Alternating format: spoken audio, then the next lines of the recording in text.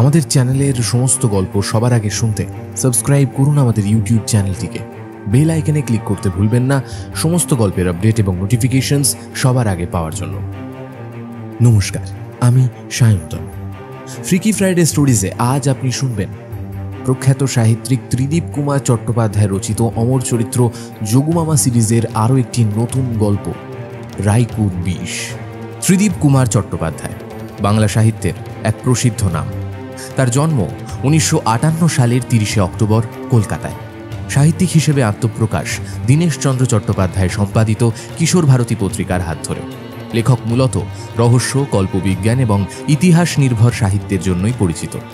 কিশোর ভারতী ছাড়াও নবকল্লোল, শুকতারা, প্রতিদিন, আজকাল প্রভৃতি পত্রপত্রিকায় প্রচুর লিখেছেন। তার সৃষ্ট বিজ্ঞানী গোয়েন্দা চরিত্র যোগুমামা ইতিমধ্যেই পাঠককুলের কাছে এক বহুল জনপ্রিয় একটি নাম। আজকের গল্প রাইকুর বিষে টুকলু তথা গল্পকথকের ভূমিকায় রয়েছি আমি সায়ন্তন। যোগুমামার ভূমিকায় রয়েছেন শ্রদ্ধেয় শ্রী নরেন ভট্টাচার্য। অনন্তবাবুর ভূমিকায় রয়েছেন পার্থ মুখোপাধ্যায়। তাহলে শুনতে থাকুন আজকের যোগুমামার নতুন অ্যাডভেঞ্চারের গল্প, রাইকুর বিষ।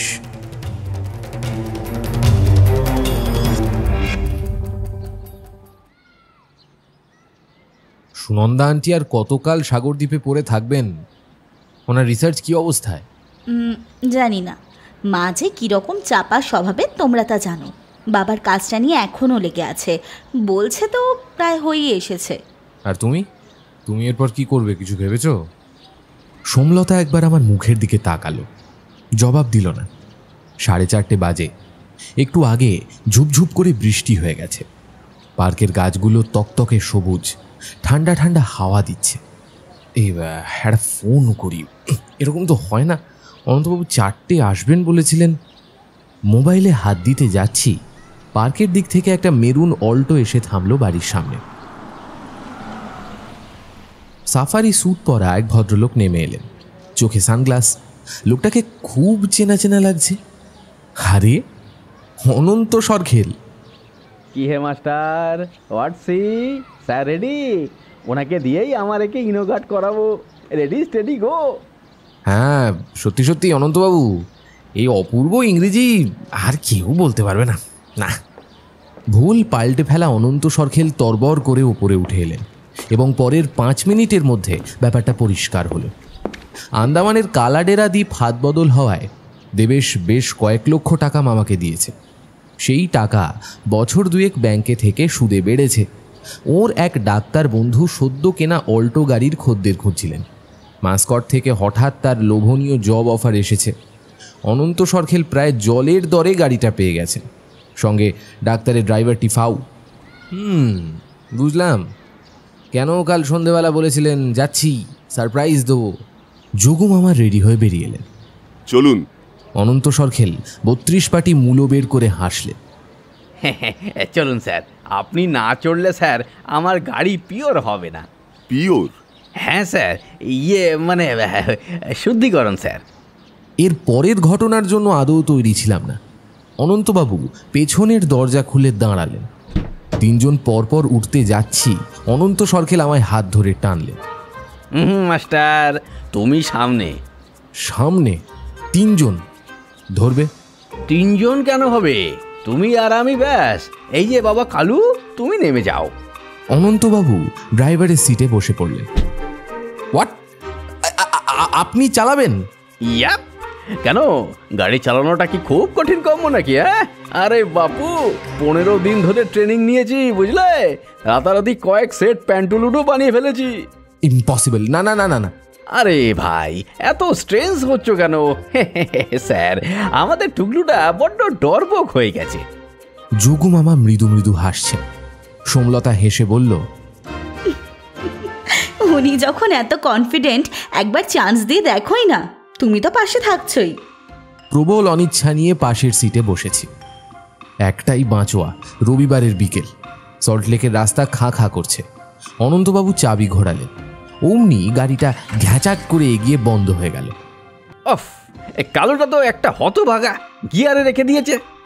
ফার্স্ট গিয়ারে গাড়ি চলছে, শামুকের গতি। পাশ দিয়ে একজন সাইকেল চালিয়ে বেরিয়ে গেল। অনন্তবাবু, আপনি কি ফার্স্ট গিয়ার অবধি ট্রেনিং নিয়েছিলেন? না মানে এক কাজ করলে হয় না, আপনি গাড়ি চালান, আমরা বরঞ্চ পাশে পাশে হাঁটি। এই খোঁচানোটা কাল হলো। অনন্ত সরকার ঘচ করে সেকেন্ড গিয়ার দিলেন, ব্যাস গাড়ি সঙ্গে সঙ্গে তেড়ে উঠল, অনেকটা স্পিড বেড়ে গেছে। সারথীর নিজের অবস্থাও সঙ্গীন, মুহূর্তে চোখ দুটো ঠেলে উঠেছে, কাঠের মতো শক্ত হয়ে ধরেছেন স্টিয়ারিং। হঠাৎ ডান দিকের বাই লেন দিয়ে একখানা সাইকেল রিক্সা বেরিয়ে এলো। এই রে না, ফাঁড়া কেটে গেছে। সাইকেল রিক্সাটা সাঁ করে বাঁক নিয়ে স্পিড বাড়িয়ে আমাদের গাড়িকে ওভারটেক করে গেছে। সবারই বিরাট বপু এক মহিলা, তার কোলে হারমোনিয়াম। অনন্তবাবু বিড়বিড় করছে, যা চলে যা চলে যা। হঠাৎ স্লো হয়ে গেল রিক্সা। মহিলা হাত নেড়ে রিক্সাওয়ালাকে কিছু ডিরেকশন দিচ্ছেন, সে রিক্সা থামিয়ে এদিক ওদিক হাত দেখাচ্ছে। অল্টো কিন্তু থামছে না, হড় হড় করে এগিয়ে যাচ্ছে। এই অনন্তবাবু, অনন্তবাবু, ব্রেক ব্রেক ব্রেক, শিগগির শিগগির। পাচ্ছি না। কি পাচ্ছেন? আরে মাঝখানেরটা চাপুন। ওনার উরুতে বারবার চাপড়াচ্ছি, উল্টো ফল হলো। অনন্তবাবু আরো নার্ভাস হয়ে গিয়ে চেপে দিয়েছেন অ্যাক্সেলারেটর। আরে পা তুলুন, পা তুলুন। আর পা তুলুন। গাড়িটা কোনাকুনি গিয়ে ধাক্কা মেরেছে রিক্সাকে, দিয়েই বন্ধ, কারণ ড্রাইভার সেন্সলেস।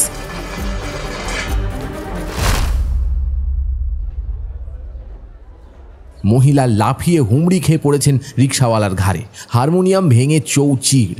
সবারই ও চালক জড়ামড়ি করে রাস্তায়, দুজনেই পরিত্রাহী চেঁচাচ্ছে, বাবারে মরে গেলাম রে, বাবারে মরে গেলাম রে। সর্বনেশে কাণ্ডটা ঘটে গেল 25 সেকেন্ডের মধ্যে। টপকে চলে গেছি ড্রাইভারের আসনে। অসার অনন্তবাবুকে ঠেলে সরিয়ে স্টার্ট করেছি, ব্যাক গিয়ার দিয়ে একটা লেনের মুখে, তারপর স্পিডে চালিয়ে দিয়েছি। 4-5টা ব্লক উল্টোপাল্টা চক্কর মেরে বাড়ির পথে ঢুকেছি। এর মধ্যে দেখে নিয়েছি রিক্সাওয়ালা ও মহিলার কিছু হয়নি, হারমোনিয়ামটাই গেছে। অনন্তবাবুর চোখ বোঝা, দাঁতগুলো ছেতরে আছে। ড্রাইভার কালু কাছেই ছিল, এগিয়ে এলো। এই যে শোনো, এই গাড়ি নিয়ে এলাকা ছেড়ে চলে যাও, যাও। বুঝেছি স্যার, পুরো খ্যাপা, যে কোনোদিন পাবলিকের প্যানানি খাবো। আজকেই পয়সা নিয়ে চাকরি ছেড়ে দেবো স্যার। সে যা ইচ্ছে করোগে, এখন পালাও। রাগে সর্বাঙ্গ জ্বলছে, গলগল করে ঘাম বেরোচ্ছে। স্যার প্লিজ একটু ধরুন, এই লাশ একা টানতে পারবো না স্যার। চ্যাংদোলা করে অনন্ত সরখেলকে শোয়ানো হলো ব্যাক সিটে। কালু গাড়ি ঘুরিয়ে চলে গেল। ড্রয়িং রুমের সোফায় চিত হয়ে পড়েছি। উফ, চোখের সামনে এখনো সর্ষে ফুল। আরেকটা সোফায় আধ শোয়া সোমলতা ঘন ঘন নিঃশ্বাস নিচ্ছে। মামা সোজা চলে গেছেন ঘরে। এই দুজনের ওপরও ব্যাপক রাগ হচ্ছে। মামার কি আক্কেল! হ্যাঁ, সোমলতা বলল আর উনিও হেসে তালে তাল দিলেন। কিরে, তোরা এত হাঁ পাচ্ছিস কেন? এনে জল খা। লতা, এই না। অনন্তবাবু কোথায়? যার নামে। অমন বলিস না, ওনার জন্যে লুচি বেগুন ভাজা করেছি, খেতে এত ভালোবাসেন। বল না রে, গেল কোথায় সে? হাঁপাতে হাঁপাতে শর্টকাটে বললাম। মা একটাও কথা না বলে রান্নাঘরে ঢুকে গেলেন। ঠিক এই সময় আমার পকেটে ফোনটা বেজে উঠল, বুকের মধ্যে ছ্যাঁত করে উঠল। পুলিশ ধরে ফেলেছে? না, চিরাগ। অনন্ত সরখেলের বেমক্কা ঝাপটায় সব ঘেঁটে ভুলে মেরে দিয়েছি। হ্যাঁ হ্যালো, হ্যাঁ এসে গেছিস? আয় আয় আয়, উঠায়। ঠিক আছে। চিরাগ ভান্ডারী আমার ছোটবেলার বন্ধু, জাতে নেপালি। কলকাতায় আছে অনেক পুরুষ, একসঙ্গে 12 পর্যন্ত পড়েছি, তারপর MBA করেছে, ব্যবসা করেছে, কাজের ধান্দায় দেশ বিদেশ ঘুরে বেড়ায়। তুখোড় ছেলে। পরিবেশ পাল্টে গেছে। যোগু মামা, বাবা, পিকলু সবাই এসে বসেছেন। আলাপ পরিচয়ের পরে ড্রয়িং রুম আড্ডায় জমজমাট। এই বয়সেই চিরাগের অদ্ভুত সব অভিজ্ঞতা।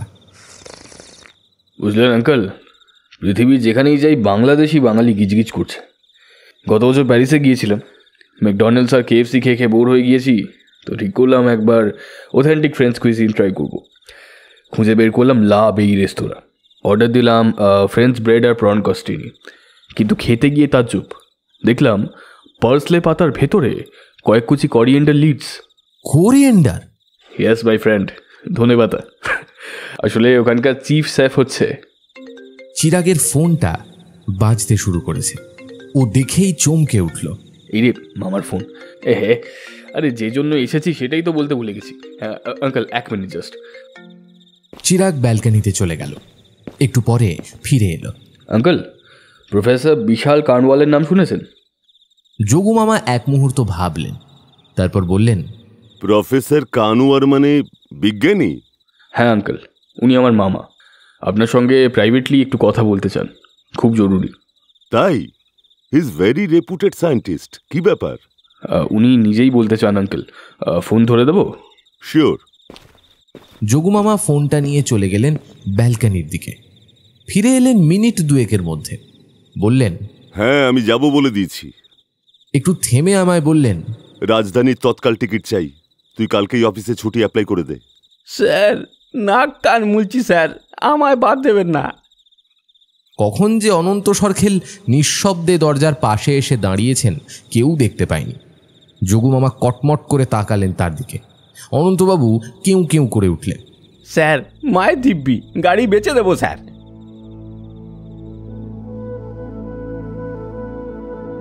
ঠিক যেন তপোবন, বিউটিফুল। বিজ্ঞানী ল্যাবরেটরি বলতে আমরা যা বুঝি তার থেকে অনেকটা আলাদা, তাই না আঙ্কেল? বিদেশে এমনটাই হয়ে থাকে সোমলতা। বিজ্ঞানের সঙ্গে বিউটির কোনো ঝগড়া নেই। আহা টুকলু, ও এদেশে যা দেখেছে তাই বলেছে। আসলে প্রফেসর কানওয়ার নিজের মনের মতো করে সবটা সাজিয়েছেন। আমরা 3 জন সকালে ঘুরতে বেরিয়েছি। বিশাল জায়গা জুড়ে গাছগাছালি ঘেরা ভারী শান্ত মনোরম পরিবেশ। সামনে টলটলে দিঘি, তার চারিদিকে ঘিরে একতলা সব কটেজ। অনন্তবাবু ঢুকেই ফের বিছানায় গড়িয়ে পড়েছে। কাল ট্রেনে নাকি ঘুম হয়নি, অথচ রাতে তার নাসিকা গর্জনে কামরা রীতিমতো কেঁপেছে। অনেকগুলো কটেজ, সব এক রকমের প্যাটার্নের, 4 কামরা, কোনোটা নীল, কোনোটা সবুজ, কোনোটা হলুদ। এখনো পর্যন্ত গোটা 5 কটেজ চোখে পড়েছে। কিছুটা দূরে দিঘির গা ঘেঁষে একটা বড় সড়ো বাংলো, প্রফেসরের বাসস্থান। তাঁর laboratory, library, study room, bedroom সব ওই বাংলো। অনেক রাত পর্যন্ত প্রফেসর কাজ করেন। বেলায় ঘুম থেকে ওঠেন কয়েকজন মানুষ, কেউ বাগানে কাজ করছে, কেউ পথঘাট সাফ করছে। দিঘিতে বড় বড় সাদা হাঁস ঘুরে বেড়াচ্ছে, বাচ্চা মোরগ, মুরগি, কয়েকটা ছাগলও চোখে পড়ল। অর্ণব, আয়, ব্রেকফাস্ট রেডি। চিরাগ হাত নেড়ে ডাকছে। বিজ্ঞানীর বাংলোর পাশেই একই ধাঁচের লম্বা একটা হলঘর, ওটাই common dining room, kitchen. Somlata অনন্তবাবুকে ডাকতে গেল। গরম গরম পুরি আর আলু সবজি, ধোঁয়া উঠছে। অনন্ত সরকেল ঢুকেই ঝাঁপিয়ে পড়েছেন। কি টোস্টফুল স্যার, টকটক আমচুরের খুশবু। এই ভাইয়া, আর থোড়া দেও। প্রফেসর কানওয়ার একা হাতেই সবকিছু করেছেন। এই বাগান, পুকুর, কটেজ, জাস্ট অ্যামেজিং। হ্যাঁ আঙ্কেল, মামার পাগলামি। একদিনে তো সব হয়নি আঙ্কেল। বছরের পর বছর ধরে মামা বেরিয়ে গেছেন। তারপর ওই রিসার্চের royalty, government funding, university salary, যেখান থেকে যা পেয়েছেন সব এখানে ঢেলেছেন। নাম দিয়েছেন বিজ্ঞান ভিলেজ। ওই পেছন দিকটায় চাষের ক্ষেতও আছে বেশ খানিকটা। বলতে পারেন এই ভিলেজ মামার স্বপ্ন, মামার প্রাণ। সত্যি অপূর্ব। আমাদের দেশে এইরকম দেখিনি। তোমার মামার জ্ঞাতিরাও কি বিঠুরেই থাকেন? না আঙ্কেল, আমার নানাজির 1 ছেলে 1 মেয়ে, মামা আর মা। এদের পূর্বপুরুষ নেপাল থেকে কানপুরে মাইগ্রেট করেন। ওই গোবিন্দনগরে প্যালেসিয়াল বিল্ডিং আছে না, কানওয়ার মঞ্জিল, প্রায় 150 বছরের পুরনো। সেইখানেই মায়েদের ডিস্টেন্ট কিছু রিলেটিভ থাকেন। তোমার মামা থাকতেন কোথায়? মামা হায়ার স্টাডি করেছেন দিল্লিতে, তারপর CSIR কোয়ার্টারে। নানা নানি আমাদের বড় বাড়িতে থাকতেন। ওনাদের মৃত্যুর পর কানপুরের সঙ্গে আমাদের আর যোগাযোগ নেই। একটা কথা বলো তো, এত জায়গা থাকতে তোমার মামার বিজ্ঞান ভিলেজ হঠাৎ এই ছোট্ট টাউন বিঠুরে কেন? শুনেছি জায়গাটা মামার ভালো লেগে যায়, নিরিবিলি, পাশে গঙ্গা। সেই সময় খুব সস্তায় অনেক এইরকম জমি পেয়ে গিয়েছিলেন, সেটাই বোধহয় কারণ। ইন্টারেস্টিং। তোমার মামার সঙ্গে দেখা করার জন্য মুখিয়ে আছি। উনিও আঙ্কেল, মামা হয়তো এতক্ষণে উঠেও পড়েছেন। Hi Sirag, good morning. ক্যান্টিনের দরজা দিয়ে তালগাছের মতো ঢ্যাঙা এক বিদেশি এসে ঢুকেছে। মাথায় হ্যাট, চুচলো দাড়ি, সরু গোঁফ, চোখে সানগ্লাস। চকরা বকরা শার্ট, জিন্স, বুকের ওপর আড়াআড়ি ঝুলন্ত ক্যামেরা, বাইনোকুলার, হাতে fashionable stick. Good morning Juan, how you? Fine. বাঁ হাতের বুড়ো আঙুল তুলল, কাউন্টারের সামনে গিয়ে দাঁড়ালো। Bread please, no puri. And Indian curry, mint sabzi, right? Order দিয়ে একটা টেবিলে গিয়ে বসল। আপন মনে টেবিল বাজিয়ে গুনগুন করে গান ধরল। ফুল ম্যাড। অনন্তবাবুর মন্তব্য। যোগু মামা জিজ্ঞেস করলেন, স্প্যানিশ? না আঙ্কেল, বলিভিয়ান। ওদের ভাষা স্প্যানিশ। মামার কো সায়েন্টিস্টের হাজব্যান্ড, খুবই মজার মানুষ। প্রফেসরের কো সায়েন্টিস্ট বলিভিয়ান নাকি? হ্যাঁ আঙ্কেল, মারিয়া পেরোডো, বায়োটেকনোলজিস্ট। এখানে এসেছে 8 মাস হলো। এর আগে মামা গিয়েছিলেন বলিভিয়ায়, 6 মাস ছিলেন ওখানে। ও, ইনি কি করেন? জুয়ান হচ্ছে জুওলজির প্রফেসর। ও এসেছে মাস দেড়েক আগে। কুকুরের সম্মিলিত হুঙ্কার। চমকে উঠে দেখি ক্যান্টিনের দরজার বাইরে এক পাল কুকুর, 10-12টা, নানা জাতের, নানা মাপের, দিশি থেকে শুরু করে spaniel, Labrador, German shepherd, bulldog, কি নেই, দাঁত মুখ খিঁচিয়ে চিৎকার করছে। ওদের সামনে দাঁড়িয়ে একজন টাক মাথা গোলগাল লোক, পরনে বারমুডা, টি শার্ট, আঙুল উঁচিয়ে সে শাসন করছে। চুপ, একদম শান্ত হয়ে যাও, সাইলেন্ট। কুকুরগুলো বাধ্য ছেলের মতো ল্যাজ নাড়ছে, হালকা আহ্লাদের আওয়াজ করছে। অনন্ত সরখেলের কন্ডিশন বেশ খারাপ। উড়ি ফুড়ি ছেড়ে শটান উঠে দাঁড়িয়েছেন, গজগজ করছেন। যত আদি খেতা, হারামজাদাগুলো শান্তিতে খেতেও দেবে না, আস্ত চিড়িয়াখানা। এর মধ্যেই জুয়ান কুকুরগুলোর দিকে কয়েক টুকরো পাউরুটি ছুঁড়ে ছুঁড়ে দিচ্ছে, তুতু করে ডাকছে। কুকুরের দল ভেতরে আসার জন্য ছটফট করছে। পরিস্থিতি বেশ ঘোরালো।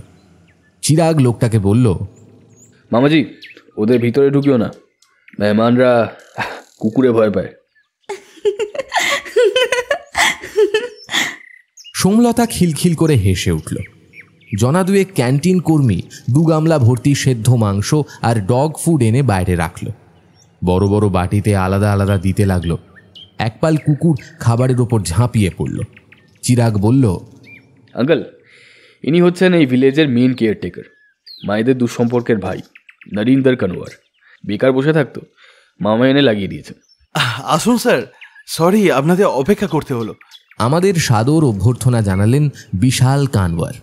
ভদ্রলোককে দেখেই মন ভালো হয়ে গেল।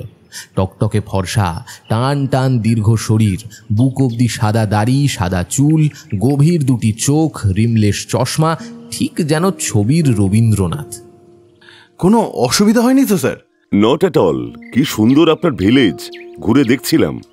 মস্ত বড় ঘর, এক কোণে মাঝারি মাপের সেক্রেটারিয়েট টেবিল, প্রচুর ফাইল, কাগজ, কম্পিউটার, চারদিকে sofa set, centre table. Professor বললেন, থ্যাংক ইউ স্যার। আমার রিসার্চের টপিক আমি ফোনে আপনাকে বলেছিলাম, এখন ডিটেলসে বলছি।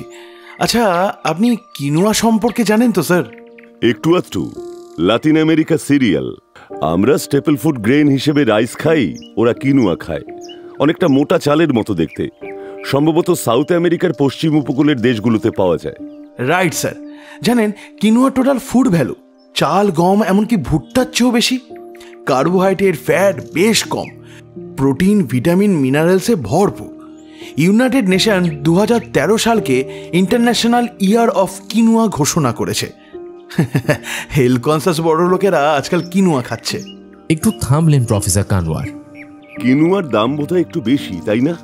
না স্যার, একটু নয়, অনেকটাই বেশি।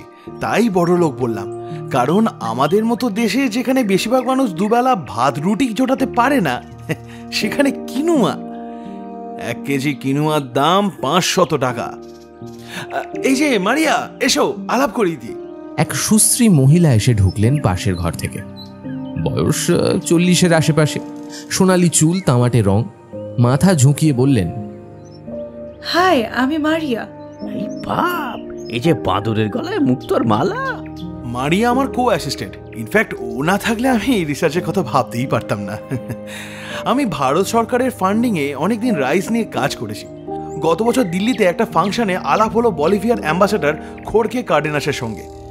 সে আমায় পরে অ্যাম্বাসিতে লাঞ্চ খাওয়ালো। সেই প্রথম খেলাম কিনুয়া। ভালো করে জানলাম এর সম্পর্কে। কার্ডেনাস আমায় সেই দিনে স্কাইপে আলাপ করালো মারিয়ার সঙ্গে। কয়েকদিন কথাবার্তার পরই রওনা হলাম বলিভিয়ায়। ততদিন আমি কি করতে চাই ঠিক করে ফেলেছি। কি করতে চান প্রফেসর? রাইসের জিনে ঢুকিয়ে দিতে চাই কিনুয়ার জিনের একটা অংশ, যে অংশে প্রোটিন, ভিটামিন, মিনারেল ভর্তি। জেনেটিক ইঞ্জিনিয়ারিং, কিন্তু কাজটা খুবই কঠিন। কেন স্যার? সোমলতা বলে উঠল। বটানি ওর সাবজেক্ট, বুঁদ হয়ে শুনছে। কারণ রাইস গ্রাস ফ্যামিলির। হ্যাঁ স্যার জানি, পোয়েসি। কিনুয়া কোন ফ্যামিলির স্যার? অ্যামেরান্থিয়াসিস, চেনোপোডিয়াম কুইনোয়া, এক ধরনের হার্ভ, লতাগুল্ম। দুটো প্ল্যান্টের ক্রোমোজোম নাম্বার, স্ট্রাকচারে কোনো মিল নেই।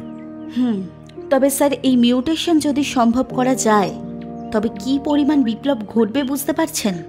যে হাইব্রিড গ্রেন তৈরি হবে তার স্বাদ হবে রাইসের মতো, নিউট্রিশন ভ্যালু হবে কিনুয়ার মতো। ধনী গরিব সবাই অ্যাফোর্ড করতে পারবে। Wonderful professor. Yes sir, research শুরু করার আগেই আমরা এই হাইব্রিড গ্রেনের নামও ঠিক করে ফেলেছি, রাইস প্লাস কিনুয়া বা কুইনুয়া, রাইকু। কিন্তু কিন্তু কিন্তু স্যার পুরোপুরি করে উঠতে পারিনি, 14 মাস হয়ে গেছে। তবে আমরা কনফিডেন্ট, আমরা পারবই, পেরে যাবই। জিন ম্যাপটা ঠিকঠাক হলেই, কি বলো মারিয়া? শিওর স্যার, স্যাফোনিন কন্টেন্ট কিছুটা কমিয়ে আনতে পারলেই। স্যাফোনিন এক ধরনের পয়জন মাই ডিয়ার লেডি। কিনুয়াতে অল্প পরিমাণে থাকে, প্রসেসিং এর সময় আলাদা করা হয়, নইলে ন্যাচারাল কিনুয়া খেতে তিতকুটে লাগে, খেলেই বমি আর ডায়রিয়া হতে পারে।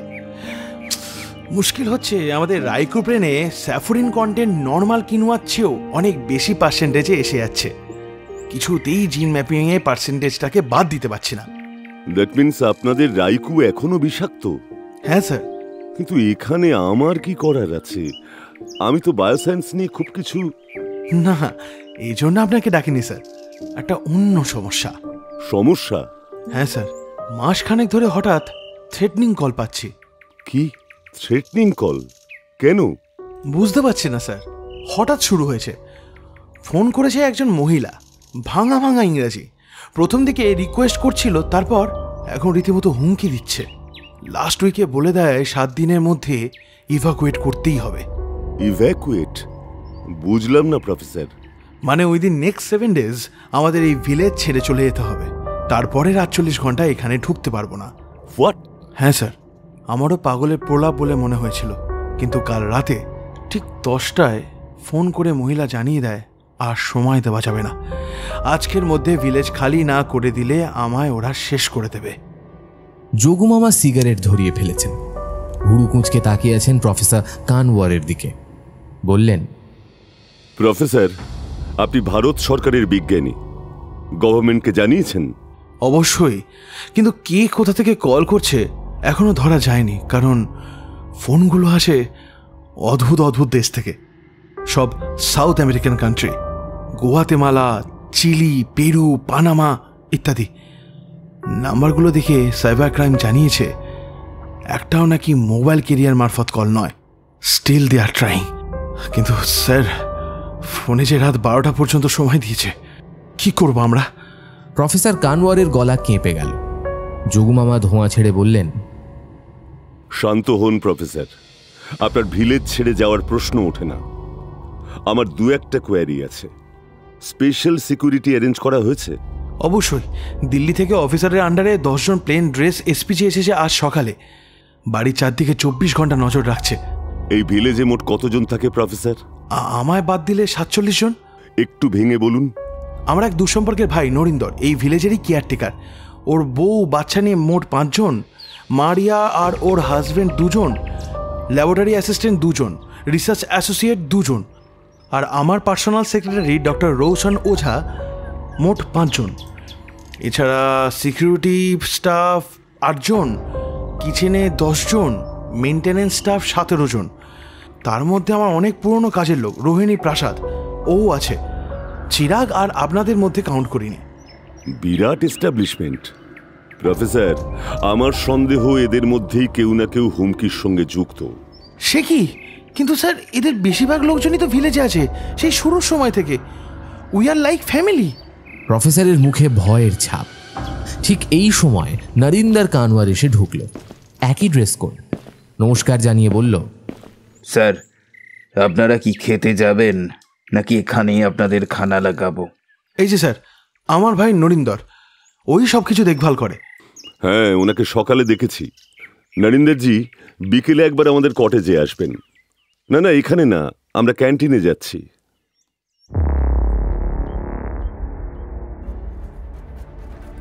টুকলুদা, টুকলুদা ওঠো, টুকলুদা। ধর্মর করে উঠে বসলাম। সোমলতার মুখ দেখে বুঝে গেলাম ভয়ানক কিছু ঘটে গেছে। পাশের বেড ফাঁকা, যোগু মামা নেই। কি কি কি হয়েছে? আঙ্কেল পারলেন না টুকলুদা। মানে কানওয়ার? ছুটে বেরোতে যাচ্ছিলাম, সোমলতা থামিয়ে দিল। যাচ্ছ কোথায়? ওরা সবাই হাসপাতালে। বোকার মতো তাকিয়ে আছি, মাথায় কিছু ঢুকছে না। ভোরবেলাতেই ওরা প্রফেসরকে নিয়ে বেরিয়ে গেছেন, তবে যা কন্ডিশন শুনলাম তাতে কোনো আশা নেই। কোথায় কোথায় গেছে? কানপুরের লাজপত রায় হসপিটাল, আইসিইউতে। কোমায় চলে গেছেন, সিভিয়ার পয়জনিং। পয়জনিং? হ্যাঁ টুকলুদা, সবাই হসপিটালে। স্ট্রেঞ্জ, আমি কিছুই জানতে পারলাম না। চিরাগদা তোমাকেই আগে কল করেছিল, কিন্তু পাইনি। তখন নিজে ছুটে আসে, নক করতেই আঙ্কেল একাই বেরিয়ে পড়েন। বালিশের নিচে ফোন তুলে দেখলাম পরপর 5টা মিসড কল। ভোর 6টায় ফোন সাইলেন্ট মোডে চলে গেছিল। ঢকাঢক জল খেলাম। পুরো ব্যাপারটা অবিশ্বাস্য লাগছে। বাংলোর চতুর্দিকে হাই সিকিউরিটি, নিজের কটেজে প্রফেসরের পয়জনিং, কি করে সম্ভব? বুকের ভেতর ফাঁকা ফাঁকা লাগছে। যোগু মামা হেরে গেলে? চিরাগদা যা বলছে সেটাই বলছি। সোমলতা এক নিঃশ্বাসে বোতলের বাকি জল শেষ করল। তারপর থেমে থেমে বলতে লাগলো, প্রফেসরকে প্রথম দেখে রোহিণী প্রসাদ। একমাত্র ওর কাছেই কটেজের ডুপ্লিকেট চাবি থাকে। প্রতিদিন ভোরে ও প্রফেসরের ঘরে ঢোকে। রাতের খাওয়া ওই বাসনকোসনগুলো তুলে নিয়ে যায়। খাওয়া দাওয়া সেরে অনেক রাত পর্যন্তই কাজ করেন প্রফেসর। অনেক সময় লাইটও জ্বালা থাকে, নেভাতে ভুলে যান। রোহিণী সব নিভিয়ে পর্দা টেনে বেরিয়ে আসে। এই ব্যবস্থা অনেক দিন ধরেই চলে আসছে। আর আজও ভোরে রোহিণী সেভাবেই ঢুকেছিল, কিন্তু ঘরে ঢুকে সে আতকে ওঠে। প্রফেসর বিছানায় কাত হয়ে পড়ে আছেন, সেন্সলেস। মেঝে বিছানায় বমি পটি মাখামাখি। তারপর 10 মিনিটের মধ্যেই ওনাকে গাড়িতে শুইয়ে সবাই রওনা হয় কানপুরের দিকে। অ্যাডমিশনের সঙ্গে সঙ্গেই ট্রিটমেন্ট শুরু হয়ে যায়, কিন্তু কোনো কাজ হয় না। আর এখন তো মিনিট 15 আগে শুনলাম ডাক্তাররা কোনো আশা দেখছেন না। পয়জন পাম্প করা যাচ্ছে না? না, অলরেডি ব্লাডে মিশে গেছে। আমার ফোন বাজছে। চিরাগ। অর্ণব, আঙ্কেল কথা বলবেন। হ্যাঁ দে। টুকলু, এসপিজি রাওকে আমার নাম করে বল ভিলেজ এখনই সিল করে দিতে। একটু পরে পৌঁছচ্ছি। প্রফেসরের ঘর? বাংলোরা আগেই সিল করে দিয়েছে। প্রায় ছুটতে ছুটতে পৌঁছে গেলাম। রাও বললেন অলরেডি সব সিল করে দেওয়া হয়েছে। পাশাপাশি হেঁটে ফিরছি। আর কে কে হসপিটালে গেছে জানো? সম্ভবত ওনার ভাই আর পার্সোনাল সেক্রেটারি। মারিয়ারা যায়নি? জানি না, একবার চলো না, ওদের কটেজটা দেখে আসি। ওদের কটেজ বন্ধ। দরজার বাইরে কান পেতেছি, নিঃশ্বাসের শব্দ শোনা যাচ্ছে। হঠাৎ আমাদের কটেজ থেকে ভয়ার্ত চিৎকার ভেসে এলো।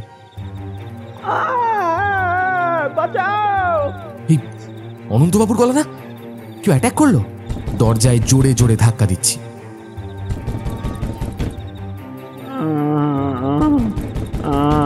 খুলুন, অনন্তবাবু, অনন্তবাবু। কোনো সাড়া নেই। ভেতর থেকে গোঙানির আওয়াজ। দুজনেই সর্বশক্তি দিয়ে ধাক্কা দিচ্ছি, লাথি মারছি। দরাম করে দরজা খুলে গেল। ঘর অন্ধকার, পর্দা টানা। সোমলতা সুইচ টিপে দিল।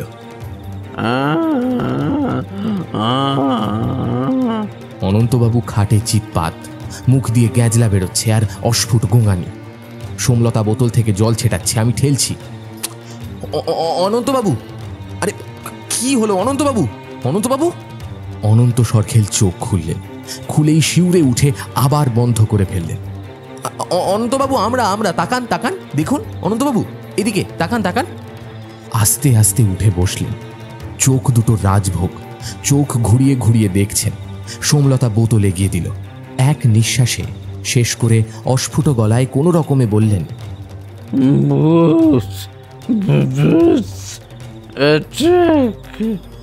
ভূত?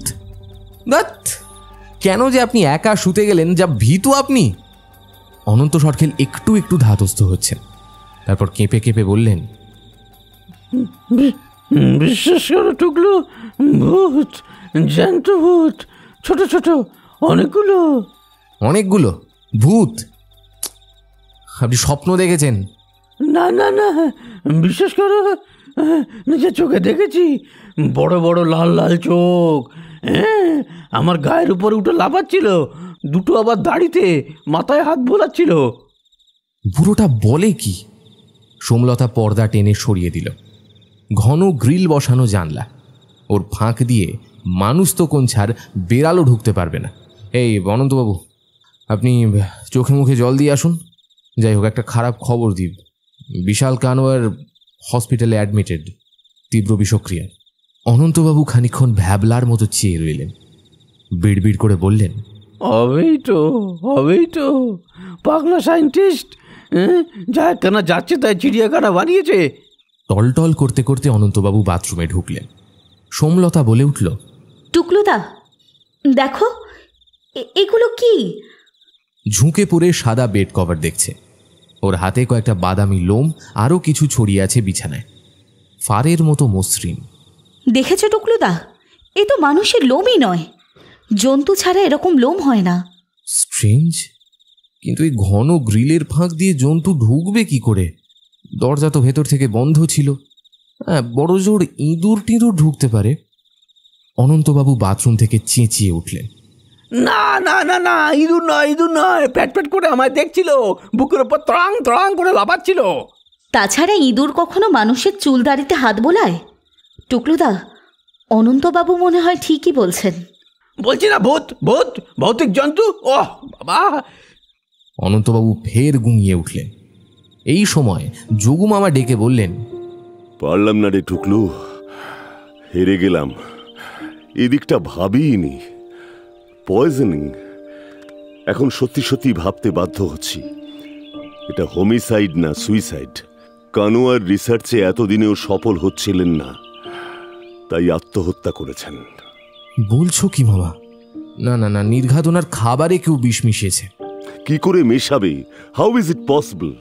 পয়জনটা কি শুনেছিস? স্যাপোনিন। স্যাপোনিন? স্যাপো? ইয়েস, কিনুয়াতে থাকে, প্রসেস করে আলাদা করা হয়। কিন্তু সে তো খুব অল্প পার্সেন্টেজ আঙ্কেল। কাল মারিয়া বলল কুনিয়া খেলে বমি পায়খানা হয়, মানুষ মরে না। রাইট, কিন্তু এও বলেছে স্যাপোনিনের পার্সেন্টেজ 12 ছাড়িয়ে গেলে মৃত্যু হতে পারে। ওদের হাইব্রিডের রাইকুতে স্যাপোনিনের পার্সেন্টেজ 12-এর নিচে নাম ছিল না। শুনলাম গত 8 মাস ধরে রাতে প্রফেসরের একই মেনু, বয়েলড কিনুয়ার সঙ্গে ভেজ বা চিকেন কারি। কালকেও তাই খেয়েছেন। তাহলে তো এখনই কিচেন স্টাফদের অ্যারেস্ট করা উচিত। ওই একই ডিশ খায় মারিয়া আর ওর হাজবেন্ড, কি যেন নাম? জুয়ান। হ্যাঁ, ওরা দুজনেই খায়। প্রফেসরের বাংলোয় ডিনার সার্ভ করে 30 বছরের বিশ্বাসী ছায়া সঙ্গী রোহিণী। খেলো 3 জন, মরল 1 জন। একই কথা ভাবছিলুম। অনন্ত সরকেল কখন ওপাশের কাউচে এসে বসেছেন, বললেন, এটা স্যার আলবাত ভুতুড়ে চিড়িয়াখানা। 1.5 বছর ধরে দুজনে মিলে দিব্যি রিসার্চ করলো। হ্যাঁ, হুমকি আসতে শুরু করলো 1 মাস আগে থেকে। হয় কখনো স্যার? হ্যাঁ, নিঘাত ডালমে কুছ অন্য কিছু হ্যাঁ স্যার। যাব বাবা, এই বুড়োটা তো সব গুলিয়ে দিচ্ছে। কি কথার উপর কি কথা। থামাতে যাচ্ছিলাম, কিন্তু অবাক হয়ে দেখি যোগু মামা চোখ সরু করে অনন্তবাবুর দিকে তাকিয়েছেন। বললেন, ভুতুড়ে চিড়িয়াখানা বললেন কেন? অ্যাটাক করেছিল স্যার, জন্তুর ভূত স্যার। টুকলুরা সময় মতো না ঢুকলে আজ মরে যেতুম। অনন্তবাবু দুহাত নেড়ে পুরো বৃত্তান্ত বললেন। মামার প্রাইভেট নাম্বারের ছোট্ট মোবাইল বাজছে। যুগমামা পকেট থেকে বের করে ধরলেন। হ্যাঁ পটনায়ক, ওকে, আমরা ভিলেজেই আছি। যুগমামা থুতনিতে হাত দিয়ে চুপ করে বসে আছেন, দৃষ্টি জানলা দিয়ে বাইরে। সেন্টার টেবিলে রুমালে বাঁধা একটা পুঁটলি। সোমলতা জিজ্ঞেস করল, আঙ্কেল এটা কি? প্রফেসরের বিলঙ্গিংস বডি কন্ট্যাক্টে ছিল। সিসিইউতে ঢোকানোর সময় সিস্টার চিরাগকে দিয়েছিল, ও আমায় রাখতে দিয়েছে। যোগুমামা অন্য মনস্কভাবে কথাগুলো বলে আবার ডুবে গেলেন ভাবনায়। সোমলতা পুঁটলি খুলে ফেলেছে। স্টিল ব্যান্ডের রিস্টওয়াচ, লাল সবুজ পাথর বসানো 2টো রূপোর আংটি, একটা লকেট ঝোলানো রূপোর চেন। কি দেখছো লতা? একজন বিজ্ঞানীর আঙুলে পান্না চুনির আংটি কেন? গলায় চেন কেন? হ্যাঁ গো, অবাক লাগছে। আরে সবাই তো আর ডক্টর জগবন্ধু মুখার্জি নন। বিজ্ঞানী, ডাক্তার, ইঞ্জিনিয়ারদেরও আজকাল হাত ভর্তি আংটি। ব্যাপক সুপারস্টিশিয়াস। কিন্তু ইনি কে বলো তো? ইনাকে তো সাধু সন্ন্যাসী বলে মনে হচ্ছে না। সোমলতার হাত থেকে লকেটটা হাতে নিয়ে আমি। ডিম্বাকৃতি লকেটের গায়ে যার ছবি এমবস করা আছে তিনি সাধু নন, বরঞ্চ ভারতের ইতিহাসে কোনো একজন প্রসিদ্ধ বীর। স্কুলের ইতিহাস বইয়ে ছবি দেখেছি। মাথায় পাগড়ি, গোল মুখ, টানা টানা চোখ, মোটা গোঁফ, কানে মাকড়ি, গলায় হিরে জহরতের হার, হাতে বিরাট তলোয়ার, কোমরে গোঁজা ছুরির বাঁট। খুব চেনা চেনা। কিন্তু ইনি প্রফেসরের গলার লকেটে ঝুলছেন কেন? কিছুতেই নামটা মুখে আসছে না। অনন্ত সরখের লকেটটা তুলে দেখালেন, তারপর ফ্যাক ফ্যাক করে হেসে উঠলেন।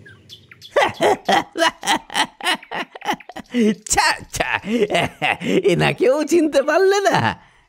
সোমলতা লজ্জায় লাল হয়ে গেল। না না, চিনতে পারেনি। আপনি বলুন না, কে কে ইনি কে? বাবা, ইনি হচ্ছেন গিয়ে মোগল সম্রাট আকবর। ইনি আকবর? আলবাত আকবর। দেখুন তো স্যার, ইনি আকবর না? অনন্ত চেনটা মামার দিকে বাড়িয়ে দিয়েছেন। যোগু মামা মুখ ফেরালেন, বিরক্তির সুরে বললেন, না, আকবর না। পরক্ষণে বিদ্যুৎ পৃষ্ঠের মতো সোজা হয়ে বসেছেন। এটা কোথায় কোথায় ছিল? আঙ্কেল, এটা প্রফেসরের গলার চেনে ছিল। সোমলতা বলল। যোগু মামার চোখ বিস্ফারিত। খুঁটিয়ে খুঁটিয়ে লকেট দেখছেন আর বিড়বিড় করছেন। স্ট্রেঞ্জ। নানা সাহেব পেশোয়া, সিপাহী মিউটিনি, 1857। রাইট মামা, আমাদের টেক্সট বইয়ে এই ছবিটা ছিল। যোগু মামা বাঁ হাত মুঠো করে থুতনিতে আঘাত করছেন আর বলছেন, নানা সাহেবেরই একটাই ছবি পাওয়া যায়।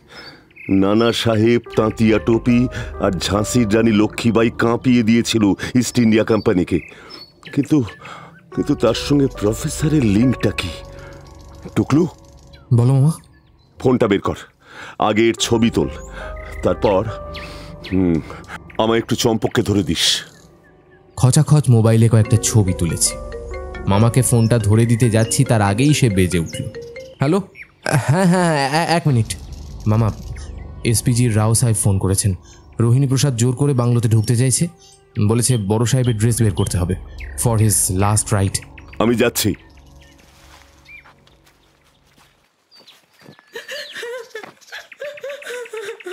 কয়েক পা হেঁটেছি, পাশের বাগান থেকে মৃদু কান্নার শব্দ ভেসে এলো। পা টিপে টিপে ঝোপের আড়ালে গিয়ে উঁকি মারলাম। অনন্তবাবু চেঁচিয়ে উঠতে যাচ্ছিলেন, ওর মুখ চেপে ধরেছি। আমরা স্তম্ভিত। সামনের বাগানের ঘাসে পা ছড়িয়ে বসে আছে মারিয়া আর জুয়ান। মারিয়া ফুঁপিয়ে ফুঁপিয়ে কাঁদছে, জুয়ান অবদ্ধ ভাষায় তাকে সান্ত্বনা দিচ্ছে। ওদের চারিদিকে চুপ করে বসে আছে প্রায় 10-12টা অদ্ভুত দেখতে ক্ষুদে প্রাণী। একটা মরা প্রাণী পড়ে আছে ঘাসে, আকারে ইঁদুরের মতো, বড় জোর 6 ইঞ্চি, ল্যাজ আরও লম্বা, কিন্তু ইঁদুর নয়। চোখ দুটো শরীরের তুলনায় অনেক বড়, কালো মণি চতুর্দিকে ঘুরছে, গায়ে উজ্জ্বল বাদামি পশমের মতো লোম। ওদের মধ্যে 2-1জন দুপায়ে ভর দিয়ে মাঝে মাঝে চক্কর কেটে যাচ্ছে মৃত সঙ্গীকে, কিচমিচ করে কিছু বলছে। জুয়ান ওদেরও গায়ে মাথায় হাত বোলাচ্ছে। যোগু মামা কানে কানে বললেন, টুকলু, ছবি তুলে নে। জুয়ান দ্রুত হাতে একটা খুরপি দিয়ে বাগানের মাটি কোপাচ্ছে। একটু গভীর গর্ত হতেই মৃত জন্তুটার লাশ শুইয়ে দিল। এবার মাটি চাপা দিচ্ছে। আমি মোবাইলে পরপর ছবি তুলে যাচ্ছি, বাগান, কটেজ, পুরো জায়গাটা। ওদের কাজ শেষ, উঠে দাঁড়াচ্ছে। প্রাণীগুলো তরবর তরবর করে দুজনের গা বেয়ে উঠল। আমরা অ্যাবাউট টার্ন, দ্রুত বাগান থেকে বেরিয়ে এসেছি। যোগু মামার পেছন পেছন হাঁটছি বাংলোর দিকে। স্যার স্যার, আমার কথাটা শুনুন স্যার। নিঘাত এগুলো স্যার, এই বদমাশগুলোই আমার বুকে উঠে নৃত্য করেছিল। আহা, অমন বলবেন না, ওরা আপনাকে আদর করছিল। হ্যাঁ, স্বজাতি ভেবেছে। হ্যাঁ, দেখো টুকলু, সবসময় ছ্যাবলামি ভালো লাগে না স্যার। ওদের চোখগুলো কিরকম ড্যাব ড্যাবে, দেখেছেন স্যার? নরিন্দরজি, এই ইম্পর্টেন্ট ফ্যামিলি হিস্ট্রি আপনি চেপে গেলেন কেন? কাল সন্ধেবেলায় যখন আপনাকে রিপিটেডলি জিজ্ঞেস করলাম প্রফেসরের বিষয়ে যা জানেন সব খুলে বলুন, আপনি আপনাদের ফ্যামিলি সম্পর্কে একটা কথাও বলেননি। যদি বলি আপনার দাদার মৃত্যুর জন্য আপনি দায়ী, কি বলবেন? কি বলবো, আপনি যা খুশি ভাবতে পারেন স্যার। আমাদের ফ্যামিলি হিস্ট্রির সঙ্গে ভাইয়াকে থ্রেটনিং কলের কোনো সম্পর্ক নেই। বিশাল ভাইয়া আমার কাছে দেবতা, উনি না থাকলে আমরা ভেসে যেতাম। দেখুন স্যার, আমরা অরিজিনালি নেপালি। বাপ দাদার কাছে শুনেছি আমরা নাকি নেপালের রাজ ফ্যামিলির লোক। প্রায় 150 বছর আগে ভীমসেন কানোয়ার ইন্ডিয়াতে আসেন। উনি জং বাহাদুর রানার নাতি। বাস, এর সঙ্গে ভাইয়ার মতের কি সম্পর্ক? নানা সাহেব পেশোয়া, তার ছবি লাগানো লকেট আপনার দাদা পড়তেন কেন? সব ভাইয়া কা পাগলপন থা, বেসলেস। রণবীর সিং রানা আসলে নাকি নানা সাহেবের ছেলে। নানা সাহেবের ছেলে? স্যার, সব বেকার কি বাত। প্রফেসর বলছিলেন আপনি তার দূর সম্পর্কের ভাই। কতটা দূরের? শুনেছি স্যার, 5 পুরুষ আগে আমাদের একজন বাবা ছিল, তারপর লতা পাতা শাখা প্রশাখা ছড়িয়ে পড়ে। ফ্যামিলি প্রপার্টি কিছু পাননি? কানপুরের কানওয়ার মঞ্জিলে আমার শরিকি অংশ আছে। সোনা দানা হিরে জহরত ফ্যামিলির বড় ছেলের ভাগে যেত। ভাইয়া আর বেহেনজি বড় তরফের বংশ, সব কিছু ভাইয়াই পেয়েছে। তবে তবে তবে ভাইয়া ছিল বিরাট মনের মানুষ, নিজে শাদি করেনি। দাদির হেফাজতে যা ছিল সব খ্যাতি ভাইদের ভাগ করে দিয়ে দিয়েছে। আমার বউ মেয়েকেও একটা করে হার আর কানের মাকড়ি দিয়েছে। এমনকি দাদা দাদির মতের পর মঞ্জিলের অংশটাও লিখে দিয়েছে। নিজের টাকায় এই প্রপার্টি বানিয়েছে। নানা সাহেবের স্মৃতির জন্যই কি প্রফেসর কানপুর ছেড়ে এই বিঠুরে ভিলেজ বানান? বিলকুল স্যার, নানা সাহেবকে ভাইয়া ভগবানের মতো মানত। নানা সাহেবের বংশধর বলে তার বিরাট গর্ব ছিল। বলতো নানা সাহেব নাকি ছিলেন ইংরেজদের বিরুদ্ধে আজাদি কা আইকন। কোম্পানির ফৌজকে মেরে ভাগিয়ে দিয়েছিল। আমি স্যার অত লেখাপড়া করিনি, ভাইয়ার এমন পাগলামির কাহানি শুনে গেছি, মাথা লাগাইনি। আদার ব্যাপারীর জাহাজের খবর শুনে কি কাজ। বিঠুরে নানা সাহেবের প্যালেস এখনো আছে না? জি স্যার, গঙ্গার ধারে। এখন খণ্ডঘর। ইংরেজ নাকি দখল করার টাইমে প্যালেস ভেঙে চুরে আগুন ধরিয়ে দিয়েছিল। একটা কথা বলুন, আপনাদের এই নানা সাহেব কানেকশন আর কে কে জানে? মোটামুটি যারা ক্লোজ সবাই জানে। ওনার সেক্রেটারি রোশন জানে, ভাগ্নে চিরাগ জানে, আর রোহিণী নিশ্চয়ই জানে। আমি যেতে পারি স্যার? 1 মিনিট। কাল রাতে আপনি প্রফেসরের বাংলোয় ঢুকেছিলেন? হ্যাঁ, আমি ভাইয়ার সঙ্গে থাকতে চেয়েছিলাম। যদি ভাইয়া রাজি হতো তাহলে। ঠিক আছে ঠিক আছে, আপনি যেতে পারেন। 5 জন বসে আছি কটেজের পোর্টিকোয়ে। পঞ্চম ব্যক্তি মামার ঘনিষ্ঠ বন্ধু সত্য সাধন পট্টনায়ক। সন্ধে পেরিয়ে গেছে, কটেজগুলোয় আলো জ্বলে উঠেছে। একটু দূরে দিঘি, ঘাটের সামনে লাইট পোস্টে সোডিয়াম ভেপার ল্যাম্প হাওয়া দিচ্ছে। দিঘির আলো কাঁপছে। যোগুমামা উঠে দাঁড়ালেন, পাথরের মতো মুখ। হেঁটে চলে গেলেন পোর্টিকোর শেষ প্রান্তে। তার স্বগতোক্তি ভেসে এলো। রাইকু, স্যাপোনিন, নানা সাহেব, মোটিভ মোটিভ। আজ সকালের ঘটনাগুলো ফুটে উঠল চোখের সামনে। হাঁটতে হাঁটতে যোগুমামা বললেন, টুকলু, ছবিগুলো দেখা। ফোন এগিয়ে দিলাম। মোবাইল খুঁটিয়ে দেখছেন জন্তুগুলোকে। তারপর বললেন, মনে হচ্ছে প্রাইমেট, তবু শিওর হয়ে নেওয়া উচিত। বিজয়কে জিজ্ঞেস করতে হবে। তুই ওকে ছবিগুলো আগে মেল করে দে। ডক্টর মহাপাত্রর কথা বলছো? হ্যাঁ, মেল আইডি bkm72@gmail.com। আমরা এসে পড়েছি বিজ্ঞানীর বাংলোর সামনে। বাইরে চেয়ার পেতে বসে আছেন মিস্টার রাও। প্রচুর সাদা পোশাকের পুলিশ। রাও সাহেব এগিয়ে এলেন। পাশে দাঁড়িয়েছিল একজন কাঁচা পাকা চুল, খেটো ধুতি, ফতুয়া। সেও তরবর করে এগিয়ে এলো। স্যারজি, দেরি হয়ে যাচ্ছে। ওরা বড় সাহেবকে নিয়ে হাসপাতাল থেকে বেরিয়ে পড়েছে। ওনাকে শেষবারের মতো একটু সাজিয়ে দেব না? স্যারজি, আপনি একটু থোড়া স্যারকে বলে দিন। চলো রোহিণী, আমি সঙ্গে যাচ্ছি। কেন স্যারজি, আমায় এই কাজ যেতে দেবে না কেন?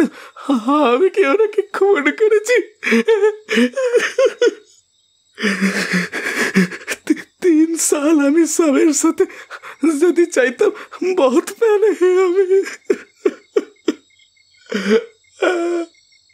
বলতে বলতে ফুঁপিয়ে কেঁদে উঠল। মামা বললেন, ঠান্ডা হও রোহিণী, তোমার জন্য আলাদা কানুন করলে অন্যেরা তার সুযোগ নেবে। আর কেউ যাবে না, শুধু তুমি আর আমি। তালা খোলা হলো। ঝড়ের মতো ভেতরে ঢুকে পড়ল রোহিণী, পেছনে যোগু মামা। মেন দরজা ভেজিয়ে দিল। ঢুকতেই প্রবল দুর্গন্ধ। যোগু মামা রুমালে নাক ঢাকলেন। রোহিণী বলল, পাশের ঘর গন্ধা হয়ে আছে, ও সুইপার দিয়ে সাফ করাতে হবে। জানি, সকালে দেখে গেছি। হঠাৎ থমকে দাঁড়ালো রোহিণী। মামার চোখে চোখ রেখে বলল, আমাকে বড় সাহেব একটা গোপন কথা বলেছিলেন। গোপন কথা?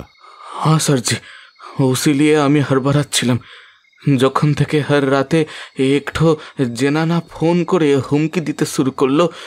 উনি আমায় চুপচাপ ডেকে একটু তিজোরি দেখালেন, 3টে চাবির গোছা দিয়ে শেখালেন কিভাবে ওটা খুলতে হয়। খোলার পরে বললেন, রোহিণী দেখে রাখ অন্দরে কি আছে। তাই? কি দেখলে? আমি দেখলাম অন্দরে বহুত পুরানা পুঁথি কাগজ। বললাম, এসব দিয়ে কি করবো? সাহেব বললেন, এর মধ্যে আমাদের বংশে এমন নিশানা আছে যা পেলে খুনোখুনি হয়ে যাবে।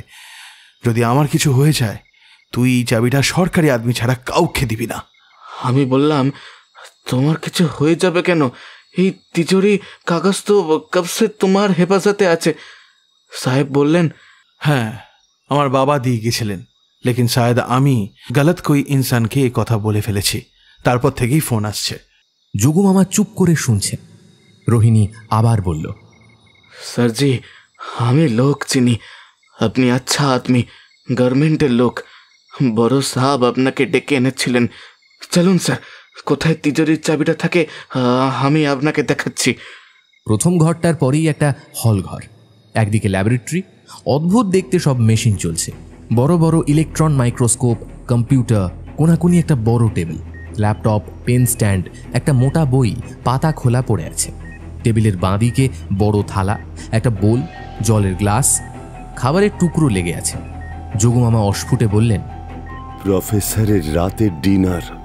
হ্যাঁ স্যারজি, উনি পড়তে পড়তে খেতেন, তারপর নিন্দ এলে চলে যেতেন পাশের বেডরুমে। টেবিলের ঠিক পেছনে কাঁচ লাগানো বইয়ের আলমারি, একটা পাল্লা খোলা। রোহিণী পাল্লা টেনে বন্ধ করে দিল, তারপর উবু হয়ে বসে পড়ল। একেবারে নিচের একটা পাল্লা খুলে ফেলল। পরক্ষণে চেঁচিয়ে উঠল, হায় ভগবান, ও কিতাব কাহা গয়া, ও কিতাব কাহা গয়া। পাগলের মতো হাঁটকাচ্ছে। যোগু মামা নীরব দর্শক। একটু পরে ওর স্বস্তির নিঃশ্বাস পড়ল। একটা মোটা বই টেনে বের করল। আসলে বই নয়, বোর্ড দিয়ে বইয়ের আদল বানানো হয়েছে। খুলতেই একটা মোটা গোছায় 3টে আদ্যিকালের মস্ত বড় চাবি বেরিয়ে এলো। স্যারজি, স্যারজি পেয়েছি, লেকিন সাহেব তো আমায় এখানে বইটা দেখাননি, দুসরা তাকে রাখা ছিল সেটা। হতে পারে পরে নিজেই জায়গাটা চেঞ্জ করেছেন। রোহিণী, এখন আর সিন্দুক খোলার সময় নেই, ওরা বডি নিয়ে এসে যাবে। তুমি জলদি ড্রেস বের করো। চাবিটা স্যারজি তোমার কাছে থাক, রাতে আমাদের ফের আসতে হবে। রোহিণী পাশের বেডরুমে চলে গেল। যোগু মামা আলমারি খোলার শব্দ পেলেন। মামা ল্যাবরেটরি ঘুরে ঘুরে দেখছেন। দেওয়ালের গা ঘেঁষে পরপর সেলফ সাজানো, ছোট ছোট মুখ আঁটা বেলজার লেবেল সাঁটা, black rice, white rice, brown rice, নানা জাতের চাল। একদিকে আবার বিভিন্ন জাতের কিনুয়া, ব্ল্যাক, রেড, হোয়াইট। টেবিলের কাছাকাছি এসে হঠাৎ থমকে দাঁড়ালো। 3টে খুব ছোট ভাঙা অ্যাম্পিউল। এই সময় কলরব ভেসে এল, গাড়ির ইঞ্জিনের আওয়াজ। যোগু মামা চট করে 3টে ভাঙা অ্যাম্পিউল আর কাঁচের সব টুকরো টিস্যু পেপারে মুড়ে পকেটে ঢুকিয়ে ফেললেন। রোহিণী, বেরো, ওরা এসে গেছে। ধুতি পাঞ্জাবি গামছা নিয়ে রোহিণী বেরিয়ে এলো। রোহিণী, একটা কথা ভুলেই গেছি, প্রফেসরের মোবাইলটা কোথায়? হ্যাঁ স্যারজি, ও বিছানাতেই পড়ে আছে, নিয়ে আসছে। আর বড়ে সাহেবের খাবার থালা বাটি কি করব? এখানেই থাকুক, পরে টেস্ট করতে হবে।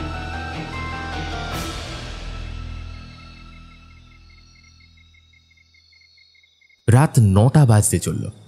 একটু আগে খেয়ে এসেছি। নিস্তব্ধ হয়ে গেছে বিজ্ঞান ভিলেজ। কটেজগুলোর কয়েকটার আলো নিভে গেছে, শুধু দিঘির পাড়ের ল্যাম্পগুলো হলুদ চোখ মেলে জেগে আছে। মামা ওখানে গিয়ে দাঁড়িয়ে আছে। চিরাগ খুব ভেঙে পড়েছে। মামার বাড়ির পাশে চোখে রুমাল চেপে দাঁড়িয়েছিল সারাক্ষণ। শরীর কেঁপে কেঁপে উঠছিল। আমি ওর পাশে গিয়ে কাঁধে হাত রেখেছিলাম। সঙ্গে সঙ্গে ফুপিয়ে উঠেছিল।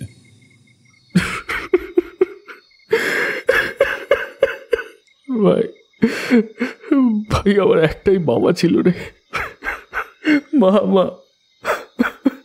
শ্মশানেও যায়নি। সেই যে নিজের কটেজে গিয়ে দরজা বন্ধ করেছিল, আর বেরোয়নি। সারাদিন কিচ্ছু দাঁতে কাটেনি। বিরোহিণীর আসার সময় হয়ে এলো। যোগুমামা আর পট্টনায়ক আঙ্কেল ওর সঙ্গে যাবেন। আমার মোবাইল বেজে উঠল। হ্যাঁ আঙ্কেল, বলুন। বুঝলে, যোগুদার অনুমান একেবারে ঠিক। জন্তুগুলো প্রাইমেট, বাঁদর প্রজাতির। বাঁদর? এত ছোট? ইয়েস, পৃথিবীর সবচেয়ে ছোট বাঁদর, পিগমি মার্সেট। বৈজ্ঞানিক নাম সাবুয়েল্লা পিগমে। এদের দেখা যায় অ্যামাজন নদীর দুপারের ঘন জঙ্গলে। দেশ হিসাবে ধরলে ওই ব্রাজিল, ইকুয়েটর, পেরু, চিলি, বলিভিয়ায়। তার মানে সাউথ আমেরিকার উত্তর পশ্চিমে? রাইট। পিগমি মামোসেটদের বিহেভিয়ার হচ্ছে এরা বড় বড় গ্রুপে থাকে, 10-12 জনের জয়েন্ট ফ্যামিলি। মানুষের সঙ্গে মিল আছে, মেয়ে পুরুষ বাচ্চা কাচ্চা সব একসঙ্গে। খুব ইন্টেলিজেন্ট বাঁদর। ওইটুকু শরীর নিয়েও দিব্যি সংখ্যায় বাড়ছে। হিংস্র জন্তুরা ওদের নাগাল পায় না। ওরা কি হিংস্র? বলা চলে না, ভীতু চালাক গোছের। কখনো কারণে শত্রুর মুখোমুখি পড়ে গেলে তখন অ্যাগ্রেসিভ হয়ে ওঠে। সেলফ ডিফেন্সের জন্য নখ দাঁত দিয়ে আঁচড়ে কামড়ে সমানে সমানে টক্কর দেয়। ওদের নখ আর দাঁত খুব ধারালো। গাছের ওপরে বেশিরভাগ সময় থাকে। মাংসাশী? কোনো বাদবিচার নেই। পোকামাকড়, প্রজাপতি, গাছের ছাল, রস, বুনো ফলমূল সব খায়। অমনিভাস। হ্যাঁ, ইন্টারেস্টিং ব্যাপার হলো মানুষের খুব ভালো পোষ মানে। আমার ব্রাজিলের জুওলজিস্ট বন্ধু হুগোর সঙ্গে কথা হচ্ছিল। সে বলল ওদের দেশের বড় লোকদের হালফিল ফ্যাশন হলো এই মার্মোসেট পোষা। একটুখানি বাগান গাছপালা থাকলেই হলো। ওই বন্ধুকে তোমার ছবি মেল করলাম, সে কনফার্ম করলো। মামাকে দেব? আর কিছু দরকার নেই। এই ইনফরমেশনগুলো যোগুদাকে দিও। যদি প্রয়োজন হয় ফোন করতে বলো। বিজয় আঙ্কেল ফোন রেখে দিলেন। তখনই পট্টনায়কের ফোন বাজতে শুরু করলো। Yes, speaking. Good, very good. Okay, হোয়াটসঅ্যাপে ভয়েস মেসেজ দুটো পাঠিয়ে দিন। Thank you. সোমলতা, ডক্টর মুখার্জিকে ডেকে আনো। পট্টনায়কের ফোনে দুটো হোয়াটসঅ্যাপ মেসেজ ঢুকলো। পট্টনায়ক ভয়েস মেসেজ অন করলেন। একজন মহিলা, অন্যজন বলা বাহুল্য পুরুষ। বিশাল কানওয়ার। ইংরেজিতে কথোপকথন। প্রফেসর, আপনি কি কিছু ঠিক করলেন? কি ঠিক করব? অ্যাবসার্ড। আমি আমার ভিলেজ ছেড়ে আমি কোথাও যাব না। বেশ, তাহলে ডকুমেন্টগুলো দিয়ে দিন। অসম্ভব, ওগুলো কনফিডেন্সিয়াল, বাইরের কাউকে দিতে পারবো না। আপনাকে ঠিক 1 উইক টাইম দিচ্ছি, ভেবে দেখুন। এই মেসেজ শেষ। পরেরটা অন করলেন পট্টনায়ক। প্রফেসর, আপনার সময় শেষ হচ্ছে কাল রাত 12টায়। এখনো ভেবে দেখুন। This is your last chance. দেব না, দেব না, দেব না, দেব না। Okay, then you will face the consequence. প্রথমটা 1 সপ্তাহ আগে, দ্বিতীয়টা পরশু রাতে। এই দুটো ভয়েস ট্র্যাক করা গেছে। আগেরগুলো সার্ভার থেকে মুছে গেছে। Peculiar person. যোগুমামা কয়েক সেকেন্ড চুপ করে থেকে বিড়বিড় করে বলে উঠলেন, একটা ছায়ামূর্তি অন্ধকার বেয়ে এগিয়ে আসছে। রোহিণী নিচু গলায় বলল, স্যারজি, যাবেন তো? সব শুয়ে গেছে। চলো। যোগুমামা আর পট্টনায়ক উঠে দাঁড়ালেন। মামা বললেন, টুকলু, জায়গাটা চিনতে পারবি তো? দুজন এসপিজিকে বলে দিচ্ছি, ওদের সঙ্গে নিয়ে তুই আর সোমলতা সাইলেন্টলি অপারেশন করে ফেল। ওরা সঙ্গে সঙ্গে নিয়ে কানপুর বেরিয়ে যাবে। পরপর 3টে চাবি ঘুরিয়ে টান দিল রোহিণী। সিন্দুকের পাল্লা খুলে গেল। রোহিণী বলে উঠল, হে কি, ऐसा উল্টা পাল্টা তো ছিল না। বড় সাহেব আমায় খুলে দেখিয়েছিলেন। তখন হয়তো ছিল, পরে আর গুছিয়ে রাখেননি। পট্টনায়ক, সাবধানে বের করুন। মোটা মোটা 3খানা তুলোট কাগজ, ভাঁজ করা। একেবারে নিচে জাবদা একটা খাতা, সেটাও তুলোট কাগজের সুতোয় সেলাই করা। সবগুলোই হলদেটে ঝুরঝুরে হয়ে গেছে। এনে রাখা হলো টেবিলে। যোগুমামা সন্তর্পণে ভাঁজ খুললেন। 3টেই রুট ম্যাপ। এক কোণে দেবনাগরী হরফে জায়গার নাম লেখা আছে, নেপাল, বিথোর, গঙ্গা। যোগুমামা ম্যাপগুলো খুঁটিয়ে দেখতে লাগলেন। নেপালের ম্যাপের এক জায়গায় গোল বড় ফুটকি দিয়ে লেখা আছে রিদিথাং। বিথোর লেখা ম্যাপে বিশাল প্রাসাদের ছবি, পাশে নদী আঁকা। গঙ্গা ম্যাপে একটা ঘাটের ছবি, উঁচু একটা গম্বুজ দেখা যাচ্ছে। পট্টনায়ক জাবদা খাতাটা খুলেছেন, আগাগোড়া দেবনাগরীতে লেখা। কি আব্বাত, এ তো অটোবায়োগ্রাফি মশাই। অটোবায়োগ্রাফি? কার? নানা সাহেবের? না, ভীমসেন কানওয়ারের। নামের নিচে লিখেছেন ধন্দুপন্থ ওরফে নানা সাহেব পেশওয়ার পুত্র। বাহ, দ্যাট মিন্স প্রফেসরের পূর্বপুরুষ। পট্টনায়ক, আপনি হিন্দিতে যথেষ্ট সড়গড়, পড়তে শুরু করুন। আমি চেষ্টা করে দেখি এই ম্যাপগুলো থেকে কিছু উদ্ধার করতে পারি কিনা। স্যারজি, আমি বেডরুমটা সাফ করে ফেলি? হ্যাঁ হ্যাঁ। যোগুমামা শুকিয়ে যাওয়া থালা বাসন একবার দেখলেন, তারপর 3টে ম্যাপ পাশাপাশি খুলে ভুরু কুঁচকে চেয়ে রইলেন। গভীর রাত বয়ে চলেছে, আধ ঘন্টা কেটে গেছে। নিঝুম বাংলো, নিস্তব্ধ চতুর্দিক। পট্টনায়ক পুঁথির পাতা উল্টে যাচ্ছেন। যোগুমামা মাঝে মাঝে মাথা অস্থিরভাবে নাড়ছেন, উঠে একটু পায়চারি করছেন। রোহিণী মেঝে বসে আছে। হঠাৎ সে উঠে দাঁড়ালো, ফিসফিস করে বলল, স্যার শোনা হ্যাঁ, আওয়াজ ও পিছে সে আসছে। যোগুমামা মুখে আঙুল দিয়ে ইশারা করলেন। পা টিপে টিপে দুজন দরজা খুললেন, এগিয়ে গেলেন শব্দ যেদিক থেকে আসছে সেই দিকে। বাংলোর ঠিক পেছন দিক। 2টো মূর্তি একজনের কাঁধে চেপেছে অন্যজন। উপরের মূর্তি বাথরুমের স্কাইলাইট দিয়ে অনেকটা শরীর ঢুকিয়ে ফেলেছে।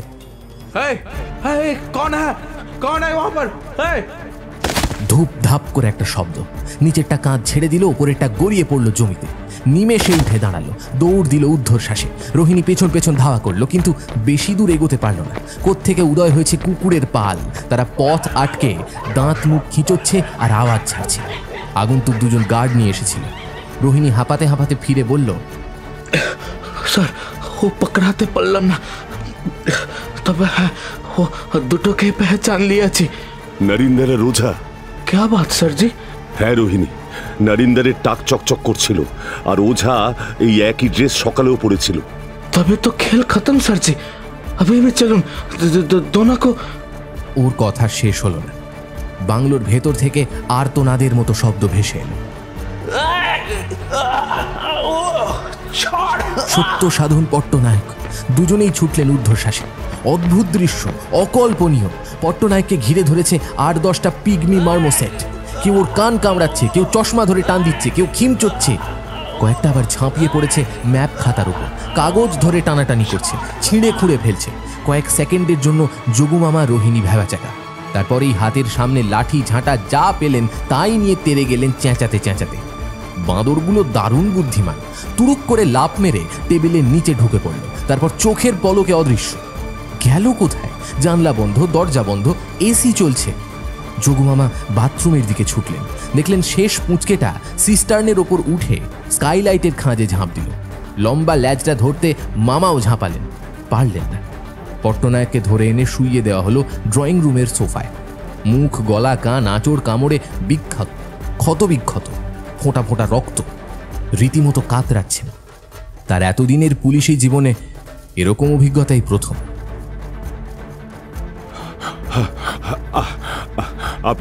আপনি ঠিক আছেন তো? খুব জ্বালা করছে, কি ফেরোশাস। Well trend force. একটু দেরি হলে ওরা যে কি করতো ভাবতেও পারছি না। প্লিজ একটু সহ্য করুন। আমি বরঞ্চ কোনো অ্যান্টিসেপটিক, এত রাতে তো টেডভ্যাক ইঞ্জেকশন পাবো না। রোহিণী গেল কোথায়? বলতে বলতে রোহিণী বাইরে থেকে ঢুকলো, কপালে হাত বোলাচ্ছে। এ কি, তোমার আবার কি হলো? অতটুকু জন্তুর পক্ষে এই টুকরো ছোড়া অসম্ভব। পট্টনায়ক, আপনি কি রাওকে একটা ফোন করতে পারবেন? গোটা ফোর্সকে এখনই অ্যালার্ট করতে হবে। রোহিণী, ফার্স্ট এডের বাক্স বের করো। যোগুমামা দেখে বললেন, পেন কিলার ট্যাবলেট খাইয়ে ক্ষতগুলোর ওপর অয়েন্টমেন্ট মাখানো হলো। পট্টনায়ক চোখ বুজে শুয়ে আছেন। শুয়ে শুয়েই ফোন করলেন। সামনে যোগুমামা। রোহিণী পাশের ঘর থেকে ছেঁড়া ছেঁড়া কাগজ খাতা কুড়িয়ে এনেছে। যোগুমামা দীর্ঘশ্বাস ফেললেন। রাগে যন্ত্রণায় তার কথা আটকে যাচ্ছে। ইস, অমূল্য সম্পদ সব নষ্ট। পট্টনায়ককে বললেন যে মানুষই পৃথিবীর সবচেয়ে হিংস্র জানোয়ার। বেশ কিছুক্ষণ কেটে গেছে। যোগুমামা ঘড়ি দেখলেন, রাতে 2টো। পট্টনায়ক আস্তে আস্তে উঠে বসলেন। রোহিণীর 20 আনা চশমা চোখে দিলেন। অস্ফুটে বললেন, হরিবল। পেন কমেছে? খানিকটা। সবটা পড়তে পেরেছিলেন? লাস্ট পেজের 4 লাইন বাকি ছিল, মোটামুটি মনে আছে। প্লিজ একটু বলবেন। পট্টনায়ক কয়েক সেকেন্ড ভাবলেন, তারপর আস্তে আস্তে বলতে শুরু করলেন। ডক্টর মুখার্জি, এই অটোবায়োগ্রাফির প্রথম পোর্শন হিস্ট্রিতে পাওয়া যায়।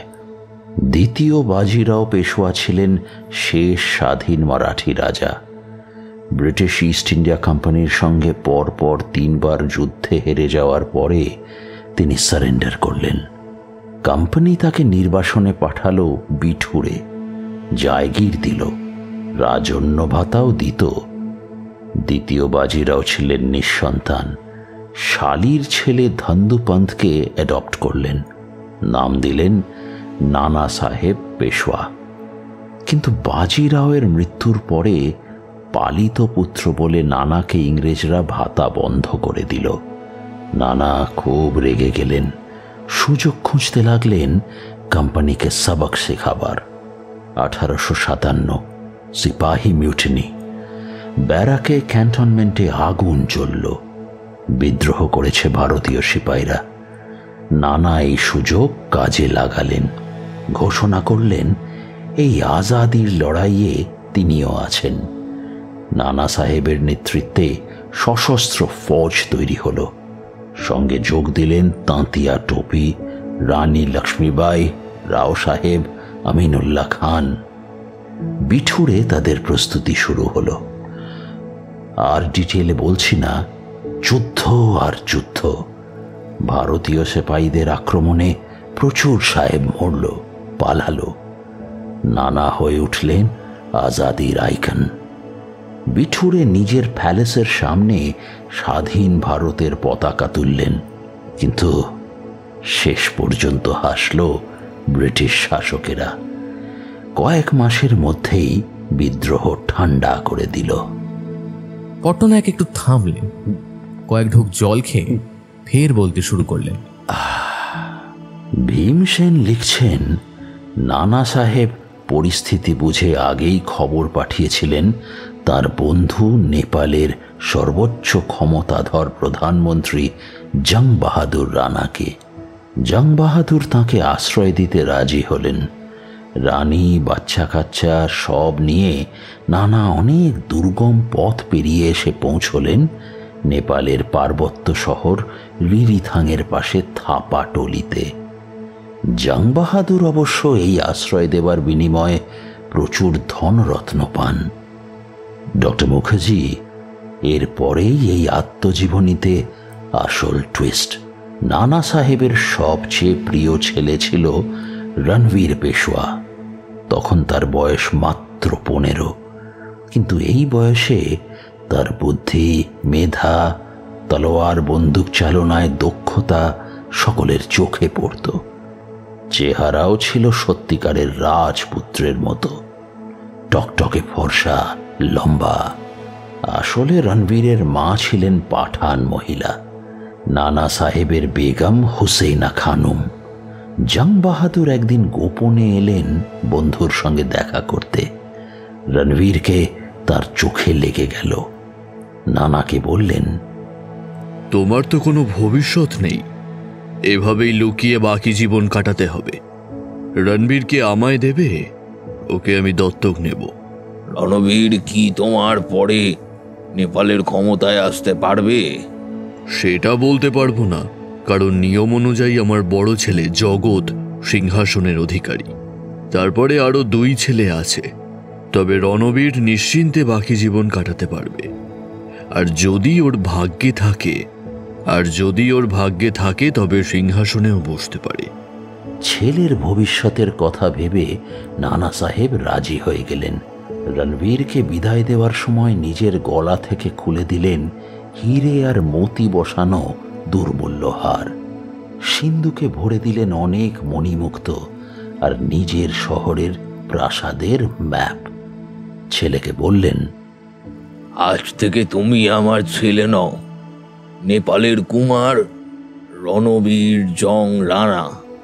তবু বাবা হিসেবে আমার একটা চিহ্ন অন্তত তোমার সঙ্গে থাকুক। ভবিষ্যতে তোমার কোনো বংশধর যদি ভারতে যায়, তখন এই ম্যাপ তাকে আরো অনেক হিরে জহরত দেবে। আমার প্রাসাদের নিচে যে সুড়ঙ্গ নদী ঘাট পর্যন্ত বিস্তৃত, তার শেষ প্রান্তে চোরাকুঠুরিতে সেসব রয়েছে। সঙ্গে আনার সময় পাইনি। তারপর নানা সাহেব? যোগুমামা উত্তেজিত হয়ে বলে উঠলেন, পেয়ে গেছি। হারটা কোথায়? ওটাই তো এই মার্ডারের আসল মোটিভ। শান্ত হন ডক্টর মুখার্জি, ভীমসেনের লেখা এখনো বাকি। ভীমসেন লিখছেন, নানা ছেলের হাতে এক গুপ্ত সংকেত তুলে দিলেন নিজের একটা অয়েল পেইন্টিং। পিতাজি সারা জীবন কাটিয়ে দেন নেপালেই, থেকে যান মহারাজকুমার। তাঁর ভাগ্যে সিংহাসন জোটেনি। পিতাজির দেহান্তের পরে আমি স্থির করে ফেলি আর নেপালে থাকব না। টাকা পয়সা সোনা দানা কিছু কম ছিল না। স্ত্রী আর বাচ্চাদের নিয়ে চলে এলাম ব্রিটিশ ইন্ডিয়ায়। কানপুর শহরে বাড়ি বানালাম। প্রচুর জমি জায়গা কিনে খেতি বাড়ি আর গেঁহুর চাষ শুরু করলাম। আমার মৃত্যুর আগে সিন্দুক ম্যাপ সব দিয়ে যাব বড় ছেলেকে। পিতাজি তেমনই বলেছিলেন, কিন্তু বিঠুরে যেতে আমার মন চায়নি। ওই হিরে জহরত সোনা অভিশপ্ত, কত মানুষের খুন লেগে আছে। আমার ওসবে দরকার নেই, যা আছে যথেষ্ট। তবে বংশের কেউ যদি চায়, খোঁজার চেষ্টা করতে পারে। পট্টনায়ক থামলেন।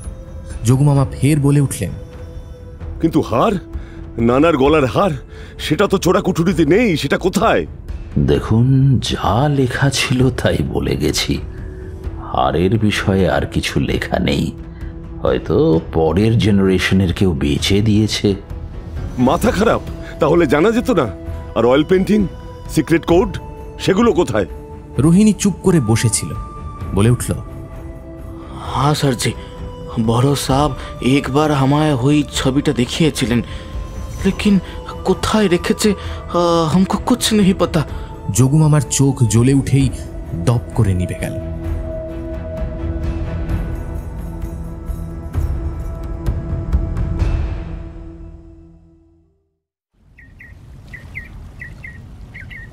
আমরা ঘাটের সামনে দাঁড়িয়ে। গঙ্গা এখানে চওড়া নয়, বর্ষার ঘোলা জলে টইটুম্বুর। স্রোত আছে, আকাশে ছেঁড়া ছেঁড়া মেঘ, কখনো ছায়া কখনো রোদ্দুর। মিষ্টি বাতাস উঠে আসছে জল থেকে। ঘাটের ওপর দুটো ছোট ছোট গম্বুজ, চবুতরা। সেখানে তীর্থযাত্রীদের ভিড়। কেউ চুল ফেলছেন, কেউ পান্ডাকে নিয়ে পুজো দিচ্ছেন, কয়েকজন ঘাটের শেষ ধাপে দাঁড়িয়ে আজলা করে জল নিয়ে মাথায় ঠেকাচ্ছেন। আমাদের পেছনেও এক বুড়ো পান্ডা লেগেছিল, নানাভাবে স্থান মাহাত্ম্য বোঝানোর চেষ্টা করছিল। শেষে হাল ছেড়ে দিয়ে চলে গেছে। ফুল, বেলপাতা, পুজো সামগ্রী, পেঁড়ার দোকান, ছোট বড় মন্দিরে জায়গাটা জমজমাট। সোমলতা বলল, সত্যি টুকলুদা, আমাদের তীর্থস্থানের কোনো শেষ নেই। কোনটা যে মুখে মুখে বানানো গল্প আর কোনটা যে ইতিহাসের, তা আলাদা করা কিন্তু সত্যিই অসম্ভব। যা বলেছ, এখানে না এলে জানতে পারতে এটা হিন্দুদের এত বড় তীর্থস্থান। খোদ প্রজাপতি ব্রহ্মা নাকি এখানে এসেছিলেন, তাই নাম ছিল ব্রহ্মাবর্তনগর। এই ব্রহ্মাবর্ত ঘাটে অস্থি বিসর্জন করলে অক্ষয় স্বর্গ লাভ হয়। এসব কোনো কিছু ভেরিফাই করা সম্ভব? কেন শুধু ব্রহ্মা কেন, এখানে রামায়ণও আছে, সীতামাইজির মন্দির, এমনকি তার রান্নাঘরও আছে। রাম যখন তাড়িয়ে দেন তখন লক্ষণ নাকি এখানেই বৌদিকে রেখে গিয়েছিল। যমজ ছেলে লবকুশ এখানেই জন্মেছে। আতুর ঘর, সীতার পাতাল প্রবেশের জায়গা পর্যন্ত বানিয়ে রেখেছে। বিশ্বাস করিয়েই ছাড়বে। তাই তো কথায় বলে, বিশ্বাসে মিলায় কৃষ্ণ, তর্কে বহুদূর। এই ঘাটে আমরা ছাড়া কেউ এসেছে যারা নানা সাহেব মেমোরিয়াল পার্ক, সিপাই ইমিউনিটি এসব একটু ইন্টারেস্টেড? অথচ ওটাই কিন্তু টাটকা ইতিহাস। এই যে তোমরা এখানে, স্যার তোমাদের খুঁজে মরছেন।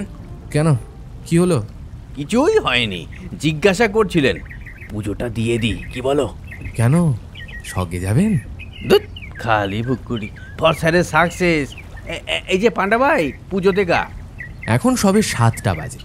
যোগু মামা কাল সারা রাত পট্টনায়ক আর রোহিণীকে নিয়ে কাটিয়েছেন প্রফেসরের বাংলোয়।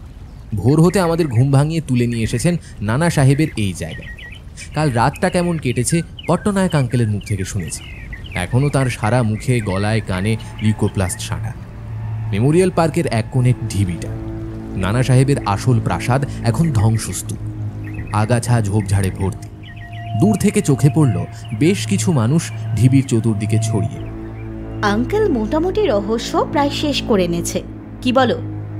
মোটিভ ধরে ফেলেছে, কে বা কারা খুন করিয়েছে সেটাও বোধহয় বুঝে ফেলেছে, কিন্তু বোধহয় 2টো পয়েন্টে আটকে আছে। নানা সাহেবের গুপ্তধন কোথায় লুকিয়ে রেখেছেন বিশাল গানোয়া, আর প্রফেসরের কিনুয়ায় স্যাপোনিন মিশল কি করে। তুমি কি নরিন্দরকে সন্দেহ করছো? দেখো, বুঝতে পারছি না। গুপ্তধনের লোভ তারও কম নয়, নইলে রাতে ওঝাকে নিয়ে ভেতরে ঢোকার চেষ্টা করতে হয়। আর্মড পুলিশ ফোর্স গোটা জায়গাটা ঘিরে আছে। যোগু মামা পট্টনায়কের পাশে 3-4 জন সাদা পোশাকের মানুষ রয়েছে। যোগু মামা হাত নেড়ে তাদের ঢিপির দিকে দেখাচ্ছে। তারা মাথা নাড়ছে, আর একটু কাছে যেতে তাদের কথা শুনতে পেলেন। না স্যার, আমাদের ডিপার্টমেন্ট থেকে বেশ কিছুকাল আগে এক্সটেন্সিভলি খোঁড়াখুড়ি করা হয়। ঢিবির নিচে কিচ্ছু নেই। ইংরেজরা এই প্যালেসে সবকিছু জ্বালিয়ে পুড়িয়ে ধ্বংস করে দিয়েছে 150 বছর আগে। বাড়ি ধসে গেছে। এখানে কোথায় পাবেন সুড়ঙ্গ? সুড়ঙ্গ আর আছে নাকি কে জানে। গঙ্গার সঙ্গে একটা কানেকশন ছিল শুনেছি, সেদিক থেকে খুঁড়লে? আমরাও শুনেছি স্যার, সে চেষ্টাও হয়েছিল। ওদিকে কোনো মুখ পাওয়া যায়নি। মাটি বালি সব খেয়ে নিয়েছে। নদীও একটু বেঁকে গেছে। তবে আপনি বললে আবার লোক লস্কর নিয়ে না হয়। ছেড়ে দিন। কিন্তু যোগু মামার চোখ ঘুরছে ঢিবির ওপর। বারবার কুঁচকে যাচ্ছে কপাল। ঢিবির ওপরে পাশে বুনো কাঁটা গাছের জঙ্গল। এখানে ওখানে ইট পাথর জেগে আছে। বিড়বিড় করে বললেন, কিন্তু তাহলে? তার চোখ পড়ল আমাদের ওপর। বললেন, এই যে শ্রীমান শ্রীমতী, আরেকজন কোথায়? এখানে থেকে আর লাভ নেই, ফিরে চলো। যদি কিছু থেকে থাকে বিজ্ঞান ভিলেজেই থাকবে। আঙ্কেল, চিরাগদা কোথায়? ওর কটেজে আছে, বোধহয় ঘুমোচ্ছে। সকালেও দরজা বন্ধ ছিল। যোগু মামা নেমে গাড়ির দিকে এগোচ্ছেন, তড়িঘড়ি ফোন করলাম। হ্যালো অনন্তবাবু, আপনি কোথায়? আমরা ফিরে যাচ্ছি। আই বাপ, খেয়েছে, সবে পুজোর চ্যাঙাড়ি রেডি করছিলুম। পান্ডাকেই সব শুধু ধরে নিয়ে আসুন, নইলে গাড়ি। আসছি বাবু, আসছি। পান্ডা ভাই। পট্টনায়কের ফোন বেজে উঠল। Hello, speaking. হোয়াট? আপনি অ্যালাউ করলেন কেন? স্ট্রিক্টলি বলা ছিল। কি? আচ্ছা, নিজে কথা বলেছেন? সঙ্গে একা? ব্যাগেজ? ব্যাস, আর কিছু না? 1 মিনিট হোল্ড করুন। মারিয়ার হাজব্যান্ড জোয়ান পেরেডো এইমাত্র ভিলেজ থেকে চেক আউট করেছে। হোয়াট? কি বলছেন? রাও ছেড়ে দিয়েছে? না দিয়ে নাকি উপায় ছিল না। প্রথমে অ্যালাউ করেনি, তারপর জোয়ান ফোন ধরিয়ে দেয় দিল্লির বলিভিয়ান অ্যাম্বাসেডরকে। অ্যাম্বাসেডর ওকে বলে জোয়ানকে দেশে ফিরতেই হবে। He is India's guest. আগে থেকেই নাকি টিকিট কাটা আছে। লখনৌ থেকে দিল্লি 10টা 40-এর ফ্লাইট, আর দিল্লি থেকে ইন্টারন্যাশনাল ফ্লাইট। তখনও ছাড়ছিল না। সে সময় আবার একটা কল আসে জোয়ানের ফোনে। জোয়ান ওকে ফোন ধরিয়ে দেয়। এবার মিনিস্ট্রির ফোন। ওকে বলা হয় ছাড়তে, তখন ও বাধ্য হয়ে। দাঁড়ান, আমায় দিন। হ্যালো মিস্টার রাও, আপনি কি ফোন দুটো কনফার্ম করেছিলেন? আর ইউ শিওর দোজ কলস came from the proper office? করেননি? ডিসগাস্টিং। পট্টনায়ক, এখনই লখনৌ এয়ারপোর্টে অ্যালার্ট মেসেজ পাঠাতে হবে। ওকে অ্যারেস্ট করে ফেরত আনতেই হবে। যদি কল দুটো সত্যিও হয় কিছু যায় আসে না। I am taking the responsibility. আর হ্যাঁ, জুয়ানকে অ্যারেস্ট করার সঙ্গে সঙ্গে ওর সব electronics item, mobile, tab, laptop, এমনকি ঘড়ি পর্যন্ত সিজ করে নিতে হবে, এতে যেন ভুল না হয়। বলেই পট্টনায়ককে ফোন ফেরত দিয়ে দিলেন। 2টো গাড়ি চলতে শুরু করেছে। যোগু মামা সামনের সিটে। অনেকক্ষণ পরে সিগারেট ধরিয়েছেন। থেমে থেমে বললেন, আশা করছি সেকেন্ড ফরেন্সিক রিপোর্ট 12টা-1টার মধ্যে এসে যাবে। তারপর বিকেলের মধ্যে দেখা যাক। Professor কানওয়ারের bungalow. অনন্তবাবু সোফায় বসে, আমরা বিজ্ঞানীর টেবিল, ল্যাবরেটরি, আলমারি তন্ন তন্ন করে খুঁজে চলেছি। রোহিণী প্রসাদ হাঁ করে দেখছে। যোগুমামা সিংহের মতো পাক খাচ্ছেন প্রতিটা ঘরে। যা আছে এখানেই আছে, থাকতেই হবে, কোনো ছোটখাটো জিনিস নয়। ডক্টর মুখার্জি, জোয়ান আগেই পেয়ে যায়নি তো? পেলে কাল রাতে আসতো না। দেখুন, ভালো করে দেখুন। টুকলু, তোরা আলমারির প্রত্যেকটা বই নামিয়ে দেখ। হঠাৎ থমকে দাঁড়ালেন যোগুমামা। তার চোখ দুটো জ্বলে উঠেছে। আরে, আমরা তো এখনো প্রফেসরের বেডরুমই দেখিনি। কি বোকা আমরা! মুহূর্তে সদল বলে বেডরুমে। কাল রাতে সোহিনী সাফ করেছে। মেঝে বিছানা পরিষ্কার, ছোট ঘর, একদিকে শুধু আয়না লাগানো সাবেক বড় আলমারি, চাবি ঝুলছে। মামা এক টানে খুলে ফেললেন। সোমলতা আর আমি পোশাক হাঁটকাচ্ছি। রোহিণী দরজায় এসে দাঁড়িয়েছে। দেওয়ালে পূর্বপুরুষদের ছবি, রণবীর আর ভীমসেনের দুটো ছোট অয়েল পেন্টিং, বাকিদের সাদা কালো ছবি, কিন্তু নানা সাহেবের অরিজিনাল অয়েল পেন্টিং। যোগুমামা বিছানার সামনে। রোহিণী। जी सर, बोलिए। পুরনো বেডশিট? जी सर, पलटे थी, वो सब गंदा हो गया सर जी। वो बालिशेर ওয়ার বদলে দিয়েছি, গন্ধাগুলো বাথরুমে রেখেছি, দেখবেন স্যার জি? না। যোগুমামা ওর দিকে তীব্র চোখে তাকালেন। তারপর মাথার মোটা বালিশটা সরিয়ে দিলেন, এক টানে সরিয়ে দিলেন বেডশিট। এই তো এখানেই ছিল, কোথায় গেল রোহিণী? কি স্যার জি? যোগুমামা হঠাৎ তেড়ে গেলেন রোহিণীর দিকে, খিমচে ধরলেন ওর বুকের জামা। তার চোখ দুটো ধক ধক করে জ্বলছে। ন্যাকামি হচ্ছে, শিগগির বল, কোথায় লুকিয়ে রেখেছিস? বিশ্বাস করুন স্যার জি। চুপ! আর একটাও ঝুট বললে মাথার খুলি উড়িয়ে দেব। তুই ছাড়া এই ঘরে আর কেউ ঢোকেনি। এই যে দেখতে পাচ্ছিস বদমাস, এতকাল বালিশের নিচে থাকতো, তাই ম্যাট্রেসে দাগ পড়ে গেছে। জলদি জলদি বল। যোগুমামার ডান হাতে উঠে এসেছে সর্বক্ষণের সঙ্গী রিভলভার। রোহিণী ঠক ঠক করে কাঁপছে, ভয়ার্ত চোখে মামাকে দেখছে। ফুঁপিয়ে উঠল। বিশ্বাস করুন স্যার জি, আমি চাইছিলাম বড় সাহেবের কিছু একটু আমার কাছে থাকুক, কই বদমতলব ছিল না স্যার জি। কাঁপতে কাঁপতে আলমারির পেছন থেকে পলিথিনে মোড়া জিনিসটাকে বের করে নিয়ে এলো, শুইয়ে দিল খাটে। পলিথিনের মোড়ক খুলতেই বাহ, অপূর্ব! সকলের মুখ থেকে বেরিয়ে এসেছে গোল্ডেন ফ্রেমে বাঁধানো নানা সাহেবের অয়েল পেন্টিং। মাপে বড়জোর 2.5 ফুট বাই 1.5 ফুট, কিন্তু কি অসাধারণ কাজ! মাথার উষ্ণিস, গলার হার, কোমরে ছুরি, হাতে তলোয়ার, সব কিছু নিখুঁত।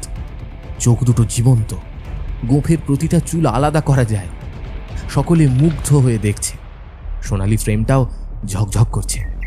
দেখেছেন ডক্টর মুখার্জি, এক ফোঁটা ধুলো ময়লা নেই।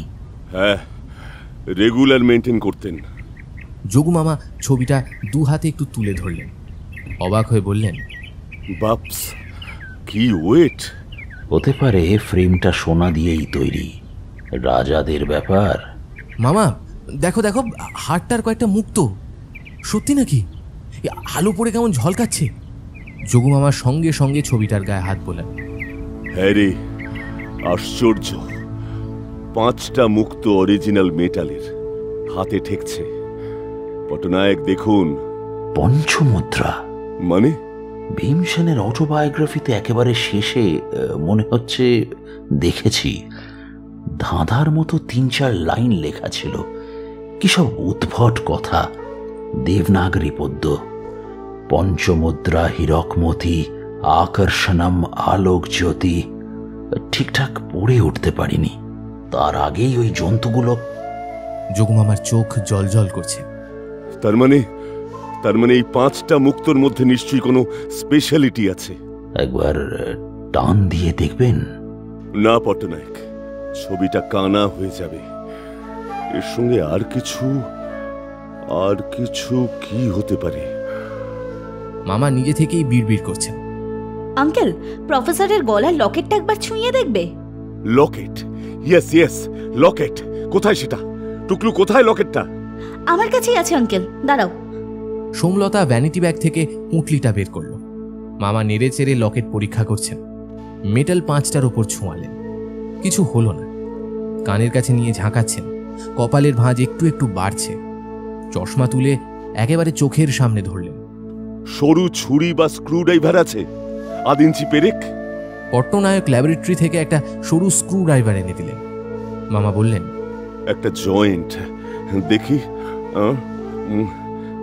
এমনি এমনি কি আর গলায় পড়ে থাকতেন প্রফেসর? খাটের গায়ে দাঁড়িয়ে যোগু মামা, আমরা রুদ্ধশ্বাস। স্ক্রু দিয়ে চাপ দিচ্ছেন, খট করে খুলে গেল জয়েন্টটা। লকেটের ওপর নিচের দুটো অংশ ছড়িয়ে পড়ল বিছানায়, আর ভেতর থেকে বেরিয়ে এলো ভাঁজ করা ফিনফিনে তেল কাগজ। হারি বাস! যোগু মামা কাগজের ভাঁজ খুলতে গেলেন, অমনি 5টা ছোট ছোট কালচে মুদ্রা গড়িয়ে পড়ল বিছানায়। সত্যি গুপ্তধন আসছে। গায়ে কাঁটা দিচ্ছে। মুদ্রাগুলো সন্তর্পণে বাঁ হাতের তালুতে মুঠো করেছেন মামা। টুকলু ধর, সাবধানে ভাঁজ খোল। আবার ধাক্কা। কাগজেও নানা সাহেবের পোর্ট্রেট, সাদা কালো চারকোল ড্রয়িং স্কেচ, একটু ঝাপসা, গলার হারে 5টা বৃত্ত আঁকা, প্রতিটা বৃত্তে দেবনাগরীতে নম্বর দেওয়া। 1, 2, 3। ইউরেকা! পেয়ে গেছি। যোগু মামা অস্বাভাবিক জোরে চেঁচিয়ে উঠেছেন। স্কেচে পজিশন আর মুদ্রার নম্বর দেখে অয়েল পেন্টিং এর ওপর 5টা পরপর বসাচ্ছেন। আর কি অদ্ভুত, টকাটক করে ওরা সেঁটে যাচ্ছে মেটালের মুক্তোর ওপর। পট্টনায়ক শ্বাস বন্ধ গলায় বললেন, চুম্বক, চুম্বক। পট্টনায়ক শ্বাস বন্ধ গলায় বললেন। যেই পঞ্চম মুদ্রাটা সেঁটে গেল, ওর নির্দিষ্ট জায়গায় একটা শব্দ হলো। পরক্ষণেই গয়নার বাক্সর মতো খুলে গেল ছবির ফ্রেমের ওপরের ঢাকনা। হীরের ছটায় আমাদের চোখ ধাঁধিয়ে গেল। সম্মোহিত আমরা। অপূর্ব সোনার কারুকাজ করা 2 সারির বিশাল হার। প্রথম সারিতে পরপর হীরে, দ্বিতীয় সারিতে পরপর মুক্ত।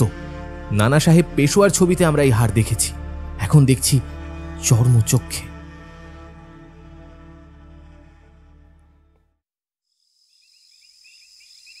প্রফেসর বিশাল কানোয়ার নিজেও তার মৃত্যুর জন্য বেশ কিছুটা দায়ী। ভাগ্নেকে দিয়ে ডেকে পাঠালেন আমাদের, অথচ হুমকি ফোনের আসল কারণ বললেন না। মনে হয় উনি কাউকে আর বিশ্বাস করতে পারছিলেন না। হতে পারে, তবে এখন আর এই কেনর উত্তর পাওয়ার কোনো উপায় নেই। যার ফলে প্রথমে আমার মনে হয়েছিল সুইসাইড। ফোনের ব্যাপারটা ফেক। রাইকু কিছুতেই সাকসেসফুল হচ্ছিল না, সেই জন্য হয়তো হতাশায় ভুগছিলেন। পার্টিকুলারলি যখন অনন্তবাবু বললেন এতদিন ধরে রিসার্চ চলছিল, রিসার্চ আনফিনিশড, তাহলে সেই পেপার নেওয়ার জন্য হঠাৎ 1 মাস আগে থেকে থ্রেটনিং কল আসবে কেন? শুধু তাই নয়, একই ডিনার খেলো 3 জন, রোজই খাচ্ছে, অথচ মরল 1 জন। স্যাপোনিন বিষের মাত্রা ওনার খাবারে বাড়বে কিভাবে? কে মেশাবে? রোহিণী, 30 বছরের ছায়াসঙ্গী। প্রফেসরকে মেরে রোহিণীর লাভ কি? হ্যাঁ মামা, তুমি বারবার একটা কথাই কাল থেকে বলেছ, খুনের মোটিভ কি? রাইট। প্রফেসরের গলার চেনে নানা সাহেবের ছবি দেওয়া লকেট চোখে না পড়লে কিছুতেই এই মিস্ট্রি সলভ করা সম্ভব হতো না। এই ক্রেডিট পুরোপুরি সোমলতার। আমি যখন রাইকু, কিনুয়া, বিষ সব নিয়ে ঘেঁটে আছি, তখন ও লকেটটা আমার হাতে তুলে দিয়ে জানতে চায় এ ছবিটা কার। অনন্তবাবু খুব তর্ক করছিলেন। আর লজ্জা দেবেন না স্যার। অনন্ত সরখেল খ্যাচম্যাচ করে দাড়ি চুলকলেন। আপনাকে লজ্জা দেওয়ার লোক মহাবিশ্বে নেই অনন্তবাবু। বরঞ্চ কাল সকালে ওই জন্তুগুলো যদি আপনার সঙ্গে খেলা করতে না ঢুকতো। খেলা বলছেন স্যার? তাছাড়া আর কি। যাকে ওই ব্যাপারটা পরে আসছি। ওই লকেট দেখে বুঝে গেলাম there is definitely a link between professor and নানা সাহেব। নইলে এত দেবদেবী থাকতে নানা সাহেবের ছবি দেওয়া লকেট উনি গলায় ঝোলাবেন কেন? বন্ধু চম্পককে ফোন করলাম। পেশায় আইপিএস, নেশায় ঐতিহাসিক। একটু সময় নিল, তারপর গড়গড় করে বলে গেল সব। ওর কাছেই প্রথম জানলাম বিঠুর শহরের ইতিবৃত্ত। ওই জানালো লাস্ট 1857-এর নভেম্বরের পরে নানা সাহেবের আর কোনো ট্রেস পাওয়া যায়নি। কোথায় গেলেন নানা? চম্পক বলল ঐতিহাসিকদের মধ্যে অনেকগুলো মত চালু আছে। কেউ বলে জঙ্গলে ম্যালেরিয়ায় মারা যান, কেউ বলে নৈমিষারণ্যে গিয়ে সাধু বনে যান, দয়ানন্দ মহারাজ পরে গুজরাতের শিহরে যান। এক ছেলেও নাকি সঙ্গে ছিল, মারা যান 1903 সালে। তবে সবচেয়ে জোরদার মত হচ্ছে ফ্যামিলি নিয়ে পালিয়ে যান নেপালে। মৃত্যুর আগে পর্যন্ত সেই দেশেই কোথাও লুকিয়েছিলেন। ব্রিটিশ ধরতে পারেনি, কিন্তু উত্তরাধিকার সূত্রে নানা যে বিপুল সোনা জহরত পেয়েছিলেন তার কি হল? নেপালের মহারানাকে নিশ্চয়ই আশ্রয়ের বিনিময়ে কিছু দিতে হয়েছিল। বাকিটা বিঠুরের প্রাসাদ যখন দখল করে ব্রিটিশ ফৌজ, মেজর হেনরি শুধু পেয়েছিলেন নানার কিছু অয়েল পেন্টিং আর তার বিশাল তলোয়ারটা। তখন ডেকে পাঠালাম, হ্যাঁ নরিন্দর, আপনাকে। প্রথম দিন চেপে গেছিলেন, এবার ধমক দিতে যতটুকু জানেন বলে দিলেন। নরিন্দর এক কোণে টেবিলে বসেছিলেন, মাথা নিচু করে, আর সোনাদানার হালকা গন্ধ পেয়ে রাতে ঢুকতে চেষ্টা করলেন দাদার বাংলোয়, রওশন ওঝাকে সঙ্গে নিয়ে। কি ওঝা, ঠিক বলছি? একদম বাজে কথা বলবেন না। আপনি প্রফেসরের নানা সাহেব কানেকশন জানতেন না? ওরা মুহূর্তে চুপসে গেল। সকালে বসেছি বিজ্ঞান ভিলেজের বিরাট ডাইনিং হলে। সন্ধ্যে 7:30। পিটপিট করে বৃষ্টি পড়ছে। প্রথমেই চোখ চলে যায় পুলিশ প্রহরায় বসে থাকা জুয়ান পেরেডোর দিকে। ওর চোখ থেকে ফুটে বেরোচ্ছে রাগ, ঘৃণা। একটু দূরে দুহাতে মুখ ঢেকে বসে মারিয়া। পোষ্যগুলো ওর ঘাড়ে মাথায় টেবিলে ঘোরাঘুরি করছে, আমাদের ধারে কাছে ঘেঁষছে না। পরপর দুটো টেবিলে ওঝা আর নরিন্দর। রোহিণী দাঁড়িয়ে, চিরাগ গালে হাত দিয়ে বসে আছে আমাদের সামনে, থমথমে মুখ। এখনো বোধহয় মামার মৃত্যু মেনে নিতে পারছে না। সামনের টেবিলে ওর মোবাইল আনমনাভাবে খুটখাট করছে। অন্য বাসিন্দারাও জড়ো হয়েছে। ঘিরে আছে প্রচুর পুলিশ, তাদের মধ্যে রয়েছেন এসপিজি অফিসার মিস্টার রাও।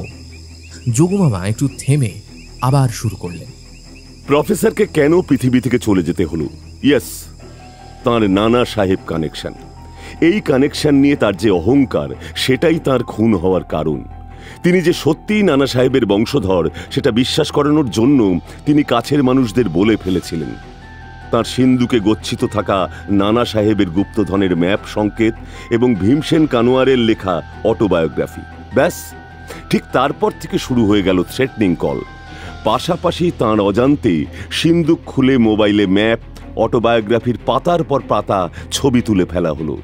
কিন্তু প্রফেসরকে বাংলো থেকে 2-1 দিনের জন্য না সরালে পুরো অপারেশনটা কমপ্লিট করা যাচ্ছে না, কারণ খুনিরা বুঝে গেছিল কোথাও একটা লিঙ্ক মিসিং। সুরঙ্গের চোরা কুঠুরি যে এত যুগ পরে খুঁজে পাওয়া যাবে না, সেটা তারা খণ্ডহর ঢিবিতে গিয়ে নিশ্চয়ই আগে দেখে এসেছিল। সেই মিসিং লিঙ্ক যে প্রফেসর গলায় ঝুলিয়ে রাখতেন, বা নানার অয়েল পেন্টিংটা যে বালিশ চাপা দিয়ে ঘুমোতেন, সেটা তারা ক্র্যাক করতে পারেননি। পারলে এই হাড় অনেক আগেই হাপিস হয়ে যেত। কি করে খুন করা হলো প্রফেসরকে? কে মেশালো তার খাবারে স্যাপোনিন পাউডার? যোগুমামা চুপ করলেন। শ্রোতারা হাঁ করে চেয়ে আছে। অবাক হবেন না, ওই যে দেখতে পাচ্ছেন, ওরা আমাদের পূর্বপুরুষ, প্রাইমেট, পৃথিবীর সবচেয়ে ছোট প্রজাতির বাঁদর, পিগমি মার্মোসেট। মানুষের পোষ মেনে যায় তাড়াতাড়ি, খুব বুদ্ধিমান। ট্রেনিং দিলে নিখুঁত বুঝে যায়। মাপে এত ছোট্ট যে ইঁদুরের মতো অনায়াসে সরু গ্রিল বা স্কাইলাইটের ফাঁক দিয়ে ঢুকে পড়তে পারে। পরশু রাতে অবশ্য অত কিছু দরকার পড়েনি। মারিয়া আর জুয়ান গেছিল ওনার সঙ্গে দেখা করতে, ওনাকে সাহস দিতে। হ্যাঁ, সাহসী বটে। দুজনের পায়ে পায়ে বাংলোয় ঢুকেছিল পোষা বাঁদর বাহিনী। ওদের মধ্যে যারা সবচেয়ে ট্রেন্ড, তাদের হাতে ছিল। Do not blame me. I do not know anything about this. তোমার নাম বলিনি মারিয়া। আমি সেই দিন রাতে কি ঘটেছিল তার ডেসক্রিপশন দিচ্ছি। বাঁদরের দল গুড়গুড় করে চলে যায় প্রফেসরের ল্যাবরেটরি কাম স্টাডি রুমে। হাতের চাপে ছোট ছোট বিষ ভর্তি অ্যাম্পিউল ভাঙে, স্যাপোনিন পাউডার ঢেলে দেয় কিনুয়ায়। হসপিটাল থেকে ফিরে রোহিণী প্রসাদের সঙ্গে যখন প্রফেসরের বাংলোয় ঢুকি, টেবিলে ছড়িয়েছিল খুদে খুদে মুখ ভাঙা অ্যাম্পিউল, ভাঙা কাচ, আর খুদে খুদে নখের টুকরো। আর পাই বাসনের গায়ে লেগে থাকা বাদামি লোম। পিগমির নখ আর লোম? রাইট টুকলু। ঘটনার এই জায়গায় এসে আমাদের বন্ধু অনন্ত সরখেলের নাম বলতে হবে। জুয়ানরা কটেজে ঘুমোচ্ছে, আমরা অচেতন প্রফেসরকে নিয়ে বেরিয়ে গেছি হাসপাতালে। বাঁদরের স্বভাব যাবে কোথায়, ওরা বেরিয়ে পড়েছে গাছে গাছে। তেমনি করেই ঢুকে পড়ে অনন্তবাবুর ঘরে।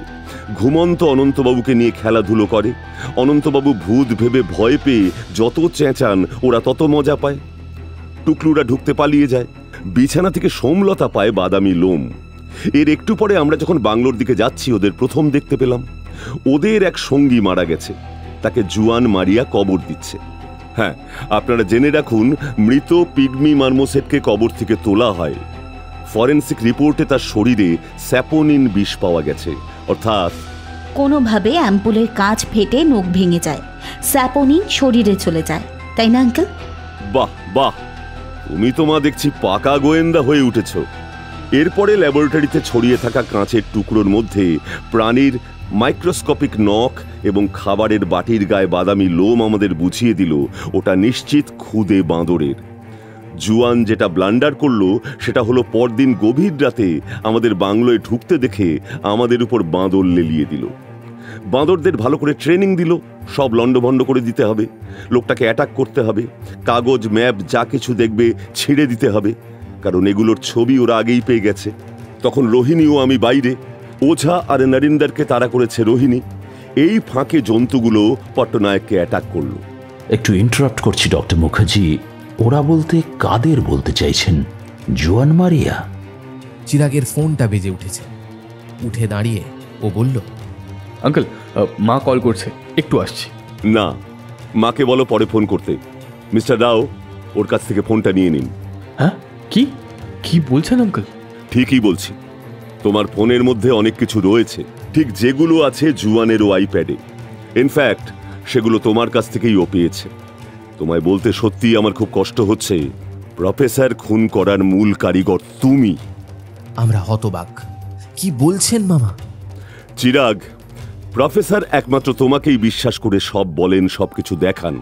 এমনকি এটাও তুমি জেনে যাও সিন্দুকের চাবি রাখার বই বাক্স, বুক সেলফের কোথায় থাকে। তুমি ছাড়া মামার আর কেউ ছিল না। তোমায় অসম্ভব ভালোবাসতেন। তোমার নামে তার প্রপার্টি উইল করে গেছেন। স্বাভাবিক মৃত্যু হলে তার আগে এই সব কাগজ, ম্যাপ, হার সব তোমায় বুঝিয়ে যেতেন, কিন্তু তোমার উপায় ছিল না চিরাগ। কারণ তাড়াতাড়ি ব্যবসা বাড়াতে গিয়ে লোনে তুমি ডুবে গেছো। হ্যাঁ চিরাগ, এর মধ্যে তোমার কাজকর্ম, ব্যবসা সম্পর্কে সব ইনফরমেশন আমার নেওয়া হয়ে গেছে। না না না, এসব মন গড়া ফিকশন আঙ্কেল। আপনি যা বলছেন সেগুলো প্রমাণ করতে পারবেন? চিরাগের মুখের ছবি পাল্টে গেছে, শরীর কাঁপছে, চোখ জ্বলে উঠেছে। নিশ্চয়ই পারবো চিরাগ।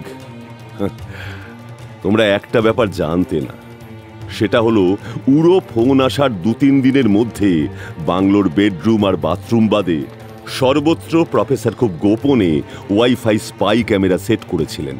নিজের ল্যাপটপ চালিয়ে রিওয়াইন্ড করে যে আগের ফুটেজ মাঝে মধ্যে চেক করেছেন তাও আমরা দেখেছি, কিন্তু এত আদরের ভাগ্নেকে মুখ ফুটে কিছু বলে উঠতে পারেননি। লকেট ওনার গলায়, চেষ্টা করলেও হার তুমি পাবে না, তাই রিল্যাক্সড ছিলেন। তুমি যে জুয়ানকে লোভ দেখিয়ে সত্যি সত্যি ওনাকে খুনের প্ল্যান করে ফেলেছ, এটা তিনি কল্পনাই করতে পারেননি। সবচেয়ে বড় প্রমাণ তোমার আইফোন। ওর মেমোরিতে অটোবায়োগ্রাফির সব পৃষ্ঠা, ম্যাপগুলোর ছবি সব মজুদ। আর মামা এক মিনিট, চিরাগ তাহলে নিজেই আমাদের ডেকে আনলো কেন? হ্যাঁ, মানে নিজের সর্বনাশ ও নিজে কেন করবে? না টুকলু, ও ডাকতে চায়নি। প্রফেসর আমায় নামে চিনতেন। থ্রেটনিং কল পেয়ে যখন উনি বলেন আমার সঙ্গে কন্ট্যাক্ট করবেন, তখন চিরাগ ওনাকে তোর সঙ্গে বন্ধুত্বের কথাটা বলে। নানা ছুতো দেখিয়ে টালবাহানা করতে থাকে। শেষ পর্যন্ত প্রফেসরের চাপে পড়েই ও আমার সঙ্গে যোগাযোগ করতে বাধ্য হয়। তবে ও 100% শিওর ছিল যে অদ্ভুত প্ল্যান ছকেছে কিছুতেই ধরতে পারবে না। কদিন হইচইয়ের পর সব শান্ত হয়ে যাবে, আমরা ফিরে যাব। হ্যাঁ চিরাগ, আরেকটা প্রমাণও আছে।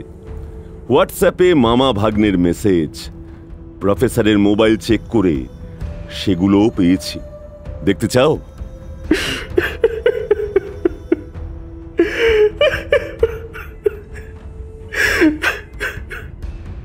চিরাগ চেয়ার ছেড়ে ধপ করে বসে পড়ল, দু হাতে মুখ ঢেকে কেঁদে উঠল। অভিনয় নয়, এবার সত্যি সত্যিই ও কাঁদছে। অনন্ত সরখেল বিড়বিড় করে বললেন, এই তো জীবন সমলতা, এও মামা ভাগ্নে, মামা মহাত্মা, ভাগ্নে দুরাত্মা। এতক্ষণ আপনি শুনছিলেন ত্রিদীপ কুমার চট্টোপাধ্যায় রচিত যোগুমামা সিরিজের অ্যাডভেঞ্চার কাহিনী রায়কুর বিষ। গল্পপাঠ তথা টুকলুর ভূমিকায় ছিলাম আমি সায়ন্তন। যোগুমামার ভূমিকায় ছিলেন শ্রী নরেন ভট্টাচার্য। অনন্তবাবুর ভূমিকায় ছিলেন পার্থ। অন্যান্য চরিত্রে ছিল তৃষা, ইন্দ্রনীল, আর্য, ঋদ্ধি, সৃষ্টি, রক্তিম, সৌমিক, সৌরভ, রৌনক, রুভিনা। গল্পের নাট্যরূপ নির্মাণে ছিল অনিন্দিতা। শব্দ সংযোজনে ছিল রণজয়। আবহ সঙ্গীত স্পেশাল ফ্যাক্টসে ছিল আর্য। এই গল্পের প্রচ্ছদ নির্মাণ করেছেন পিক্সেলেট থেকে সৌভিক। কেমন লাগলো আজকের গল্পটা? যদি গল্পটা আপনাদের ভালো লেগে থাকে অবশ্যই ভিডিওটিকে একটি লাইক করে দেবেন, চ্যানেলটা সাবস্ক্রাইব করতে ভুলবেন না, বেল আইকনে ক্লিক করে দেবেন সমস্ত গল্পের আপডেট এবং নোটিফিকেশনস সবার আগে পাওয়ার জন্য। আগামী পর্বে আবার দেখা হবে আপনাদের সাথে। সবাই খুব ভালো থাকবেন, সুস্থ থাকবেন আর শুনতে থাকবেন ফ্রিকি ফ্রাইডে স্টোরিজ। আজকের মতো এখানেই শেষ করছি। নমস্কার, শুভরাত্রি।